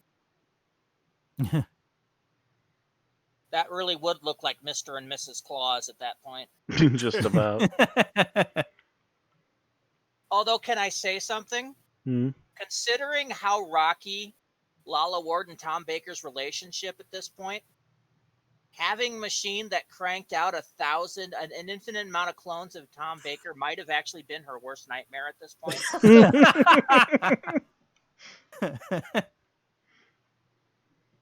But anyway, no, it seems like the other producers behind Doctor Who were fine with maintaining the status quo. It looked like John Nathan Turner at this point was actually out to better the show. Yeah, his active thing was that he wanted to like prove there's still quality. I don't know if drag it kicking and screaming into the 80s, but like something to that effect. Like he wanted to break the status quo. Based on Douglas Adams and Tom Baker's reaction to him, I think kicking and screaming is an apt metaphor. Yeah. Yep. All right. So what did we dislike about the episode? I'm trying to come up with what I really disliked, because there's a lot of things that I was just like, mad about. I feel like the most common, and I wish I was like had like some sort of visuals, because to confirm this, I feel like there was a lot of just really bland background and corridors in here, but I could just be. Oh, I would most definitely agree with you that a lot of the backdrops for the internal sets in particular just looked very samey. That's a feeling I actually do remember before actually watching this again, which is why it feels like it's all shot in the same room. And of course, when I search for the episode on Google just to confirm my thoughts, all the visuals I'm getting are of the fucking beach. I mean, I will say I got a big image right here of like the couple of guys with the dome helmets on, and it's just this long gray corridor with one red line with a bunch of lights hanging from above. I don't know if it's just that I like the story better this time, but I know to me it felt less samey than Nightmare of Eden, but I don't know. They could be about the same. It's just that The one set sets looks feel slightly as less generic. samey, if not worse, but I will say it does feel less like it is the exact same room. They at least seem to try and configure it differently, but I will say the look Or at of least them is shoot it very differently. samey and very sterile. No. All right, Matt. How about you? What did you dislike? I dislike overall. I'm trying to think. Actually, you know what? I think some of the costuming was still perfectly fine, but the costuming was very 50-50. Either you were perfectly fine with it, or you're just like, ugh. For in particular, the headpieces for the lizards look pretty decent, but those saggy like balloon suits they're wearing, yikes. Yeah, it's also one of those things where when when the two characters you think are humans are revealed to be them, it's like, how are they hiding under all that? Like, at least RTD realized, hey, maybe I should make these really bulky aliens be hiding in like fat people bodies. So it Well, they even also seems had the then, visual a effects to bit pull more it off. realistic. and Yeah. even then, they mentioned the whole compression thing was causing gas. Yeah. Mm-hmm. Right. And they, so they actually, addressed that elephant in the room. Yeah. Here, that's like they don't. They don't, and just suddenly they rip off the outfits, and suddenly they're bulky lizard people. Yeah. All right, Thomas. How about you? What did you like? Oh.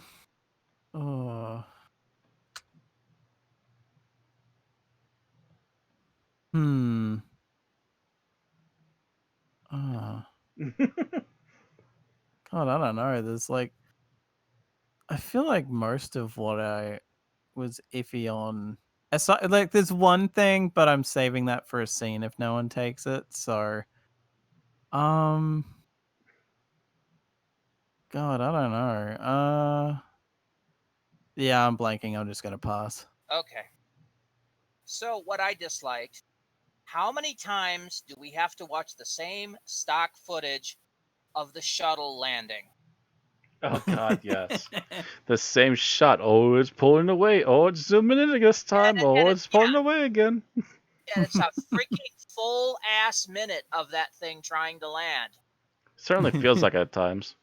Earth shuttle now arriving. Earth shuttle. Now I don't. You could have just said that while people were walking down the corridor, and we would have been fine. You don't have to show us the footage of. I mean, the first time they did it, cool. Yeah, sure, fine. First time you show it, fine. Second time they did it, I'm just like, oh, we're using your shot. The third time we saw it, I was getting pissed. Anybody got any music about any songs they'd like to sing about stock footage?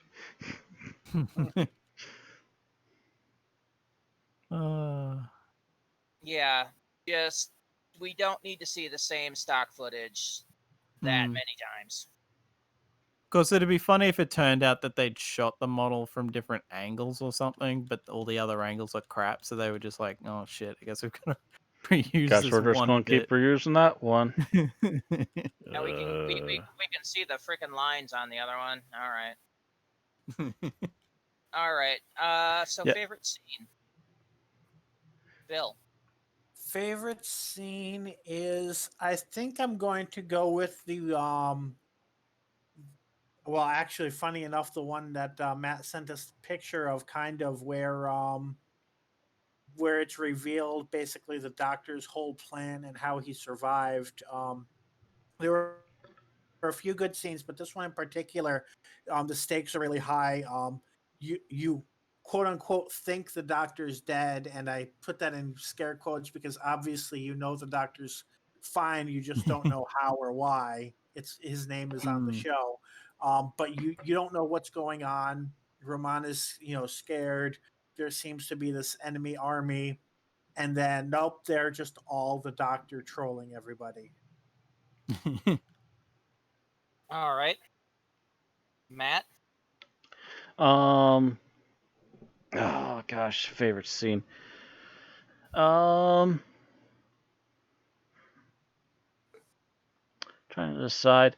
I guess I'm gonna go with actually I think it's the opening for the final was it the final episode? The reveal of what the lizard people have been up to as two of them unveil the imposters and then get their voice things so they can finally talk. Yeah, that's the opening of the last episode.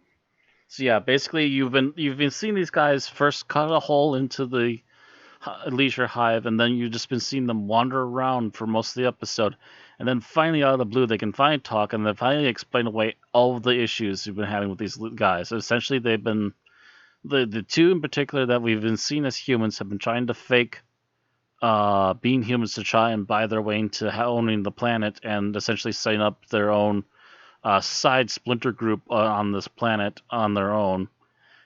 And then the official good guys of their people actually finally showed up and caught up with them, and now that they're unmasked, they're gonna go back home and face the music for what they have done. My only problem with that scene is why didn't the Formatian ambassador have a voice modulator of his own? Why do you have to steal the other guys? Yeah, you would have thought that he would have come of his own, since he is supposed to be at least some sort of agent or something that would have been able to communicate with people when he needed to. Anyway, Thomas, your favorite scene? I guess just because I'd completely forgot, because it occurred to me after the fact that I'd seen this footage before. But when the doctor steps out of the machine and he's got the old age makeup on, I was just like, oh shit. Because it's like, that is such a good cliffhanger, because it's just like, oh shit, how is he going to get out of this? Because, like, he obviously does, especially in hindsight. But it is like, damn, like, at the time, especially because, like, this wouldn't be my favorite scene if it hadn't stuck so long. But the fact that it does, like, he's like this for all of episode 3 and, like, majority of the 4th episode as well. So, because of that, like, that scene like, having that as a cliffhanger pays off. Legitimate lasting consequences for most of the episode. Yeah. All right. So my favorite scene, I think, is old Doctor sitting in the lab and saying, well, we could use the randomizer from the TARDIS, getting poo-pooed and then ignored by everybody, and he just looks around and just takes off on his own. While the old man doctor just slips away. Just slips away, and then goes into the crowded room full of people that want him arrested. And just uses just uses a statue in front of him to walk around them.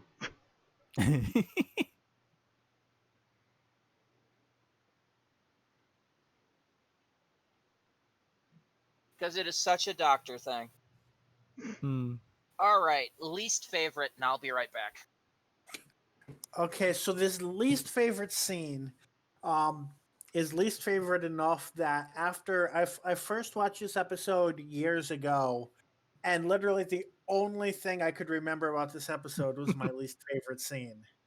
And of course, that's partially because it's the fucking opening scene of the episode where Romana basically tries to kill K9 and then realizes as he's committing suicide, because you'd think he should know better, she starts screaming like something else other than her caused this to happen. And so we're out K9 for the episode because Romana was pissy and he wasn't smart enough to know that water is wet. And it's just so dumb in every conceivable way. Well, supposedly the excuse given is that the doctor rewired him wrong somehow, but yeah. Yeah. Like, it's said that, like, the doctor apparently fucked up his, like, waterproofing or some shit. My thing with it is more like, okay, I get water possibly messing with... No. Yeah, like, also, if she thought that his, like, if that he had some sort of water water protection sort of stuff. Why would she be that worried until like actually seeing him it almost seems like we were supposed to see him explode and then have the canine reaction, like her shouting canine. Like, so the like order editing. Yeah. But like she screams and then she runs to stop him, but she's like way too late and never actually says stop. Yeah. I think either she never No, says yeah, stop, I thought of that too. Is that she never ordered him to stop, Yeah. so he had no orders to register, so he just kept going. And he's never like, I wonder why Mistress Romana is screaming. I should look. No, he's just like, all right, plunge into the fucking water. Yeah. It's like It is a double failure. Yeah, for me it is just so it's one of those things where like, okay, I get him like short circuiting maybe, but why the fuck does he have to explode? Like, you just It's make sci-fi. contact. It's sci-fi. Like, now 6 o'clock. Now time for your canine to explode. Yeah, it's like he just makes contact with water. He's not even fully submerged in it, and he just explodes on contact with water. It's just like, what the fuck? I grew up on TV shows where hitting a person with a sword caused an explosion to happen. So it's just a fact of life I'm used to by now. Explosions happen no matter what. Well, to be fair, Bill, those were shows where they were monsters and it's like some sort of energy hit or something. But yeah. Yeah, that and it's funny kind of finding out that the production reason was that they realized that they wanted J&T wanted to get rid of K9, but they'd spend all this money on this expensive as shit prop.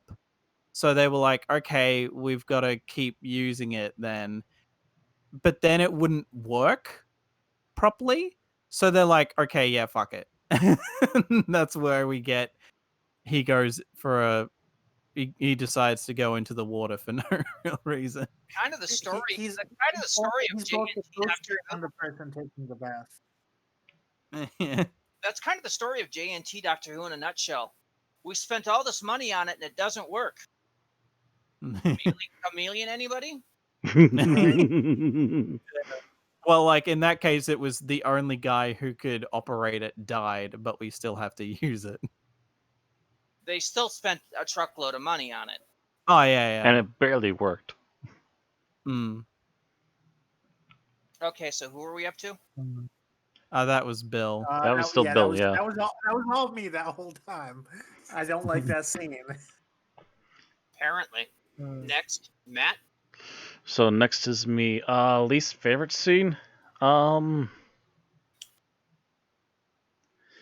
I will say most of the time he plays it pretty straightforward, but our main villain in this, in particular in the 4th episode, and he's grabbing the helmet, he does kind of become a little bit mustache twirly for a moment and just basically starts berating everybody and making demands and grabs the helmet as a ceremonial thing and starts demanding all the people show up for his big cloning activity. Whoa! And yeah, he's basically trying to pick fights immediately with anybody who even slightly slides him. And most of the time, he's actually not too bad, and even later on in the episode, he starts getting okayish again. But there's a point where, like, in the first half or so of the 4th episode, where he just turns really kind of garishly dumb and over the top for just a few scenes. Okay. When they come up and start to hit him, that's when he starts going a little more sensible again, although he's still trying to go with his over-the-top plan.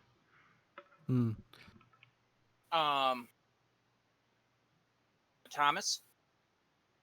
So, I avoided mentioning it when I jumped in on what Bill was saying because I figured this could act as my backup scene, and that is right before that, when you see Lala walking alongside K9 and can very obviously see the string that is pulling him along.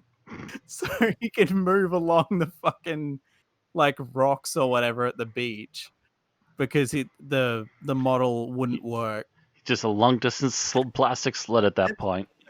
That's true. A remote control car from the early '80s and a beach do not mix well in the best of circumstances. Well, apparently, like the idea was that they'd up this like expensive upgraded K9 was supposed to apparently be able to work on rougher surfaces, but it just did not. So there was just like, well, fuck it, we're just taking K9 out of the story. Unless they've got Kenny Baker inside him. No. Yeah, And that was just like, and even that one got picked up by Jawas. like even for Classic Who, I was just like, you couldn't use like a clear like fishing line or something. Like, come on. But it has to be this very obviously green colored like string or whatever. That you The most do neon thread you can see on the camera. Totally no issues with this. I will give them credit for that scene though. When you get up to Tom Baker talking, you can see his breath. So it had to be fucking cold. So it had to be legit cold, yeah. Yeah. Well, you can see the way those chairs are flapping in the wind. Obviously, it had to be a windy day. Mm-hmm. But you could see his breath, so it was freaking cold when they did that scene. So I have to give Tom Baker credit for being able to just sit there in a beach chair on Brighton in the middle of fucking winter and go and act like nothing's wrong, like he's not freezing his cojones off. I mean, he was wearing more layers probably. I was about to say, he's wearing like 2 or 3 layers, so he probably was actually comfortable. He had transformed into a maroon coat.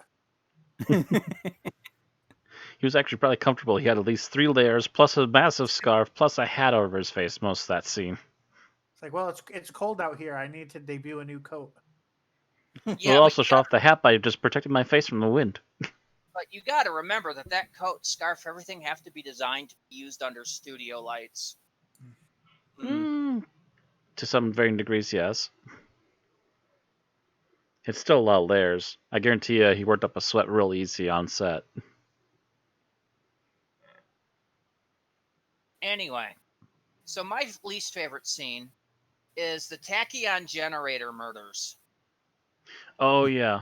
That's what they're called. The tachyons, yeah. Mm-hmm. Where you see the people's arms come off and they scream in pain, yet their arms just came off like they were freaking like animatronics.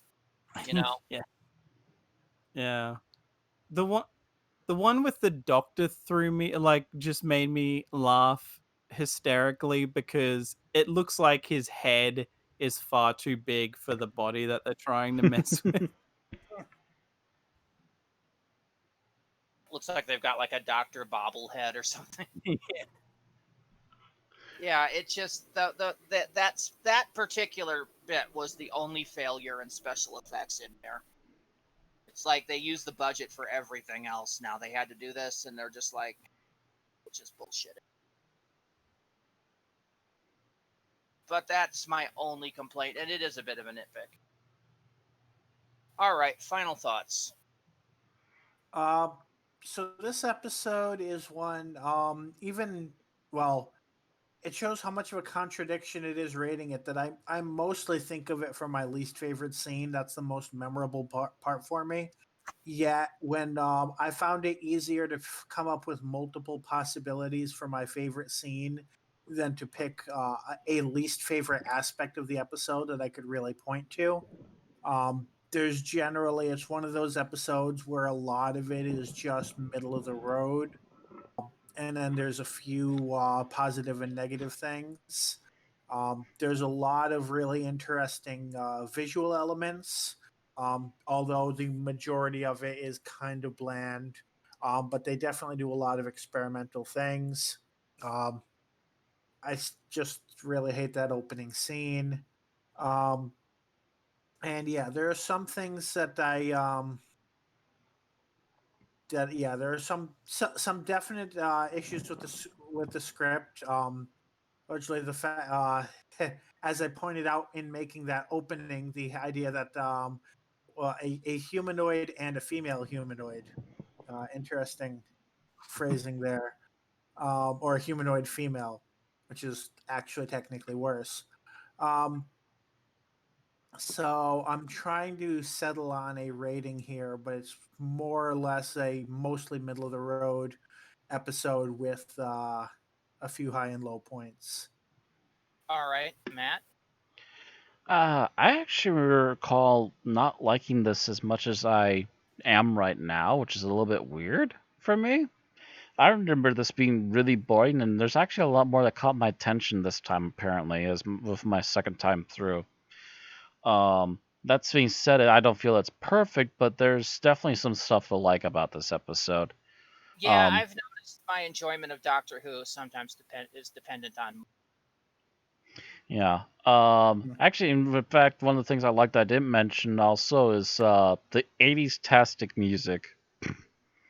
Oh yeah, I'm listening to this. It's like, oh yeah, I can tell what era it is just by hearing. Mm-hmm. Because this is also the era that gave us the really good Cybermen music. And they kind of have a prototype for that too at one point when they do the cloning thing in the last episode. But yeah, so there's definitely things to like about this episode. It's not all a boring grab bag. All right, Thomas.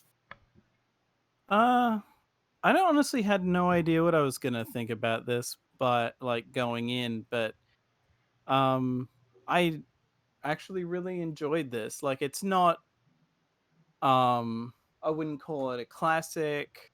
I don't know what the general consensus among fans of Classic Who is for this, so I can't even say whether I would think it either is or isn't underrated. If it is like mostly negative opinions on it, I would say that it probably would be a bit too harshly looked upon. But yeah, again, I have no idea what the general consensus would be. But yeah, like there are problems, but this, to me at least, the story is good enough that I feel like I would safely recommend this to people. But yeah, there is some like the odd special effect thing here or there or whatever. But I'm usually more inclined to a point to give Doctor Who a pass on certain things like that. So yeah, I would say this is worth checking out. All right. So for me, this is the beginning of a new era. You can tell. I mean, really, everything is trying to be snazzy. The script is fairly well written, well acted, and in most cases, the special effects are decent. There's a couple of failures. Um, but other than that, this is enjoyable. I would once again say that this is not great territory, but I would say it's decent. Um, yeah, and this was also directed by a nobody, so. Could have All been right. worse. So let's go to ratings. Bill, So I think I'm going to go with a higher rating than I was originally planning, although not that high still, and give it a 3.5. All right. Matt? Oh, I'm worried about being high on this one. I'm giving it a 4.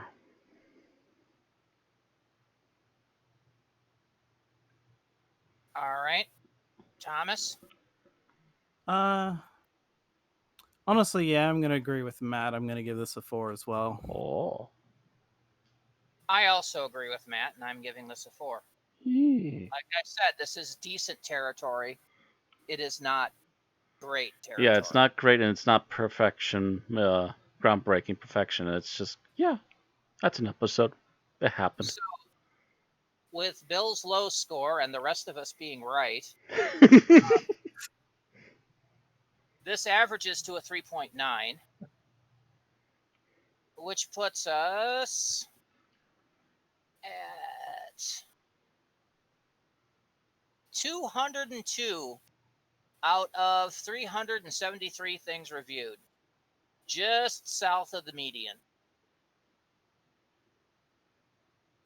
It is on par with, what did I say, 3.9? Yeah. Yeah.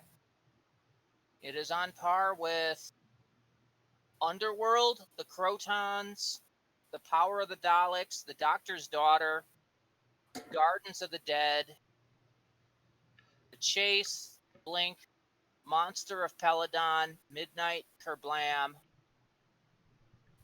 Into the Dalek, Canine and Company, Warrior's Gate, Colony in Space, Brain of Morbius, Deadly Assassin, and Knock Knock. It is better than Keeper of Traken, Boomtown, Ghostlight, Faceless Ones, Enemy of the World, Girl in the Fireplace, The End of the World, and not as good as Planet of Evil, Frontios, Carnival of Monsters, The Censorites, The Aztecs, A Good Man Goes to War, Attack of the Cybermen, and The Runaway Bride. There we go. 202 out of 373 things reviewed. That is all we have to say about the Leisure Hive. All right, so please let us know in the comments, what did you think about the Leisure Hive as the start of its new J&T era and just as an episode. Don't forget to like or dislike the video, and of course subscribe to keep getting our exports on YouTube, or follow us on Twitch to get our new streams every Wednesday night. All right, next week we finish the final Tom Baker serial on our list. It is the one with the evil shape-shifting cactus. It's Meglos, written by John Flanagan and Andrew McCulloch, and starring Tom Baker as the Doctor, Lala Ward as Ramona, and John Leeson as the voice of K9. See you next week. Good night. See you then.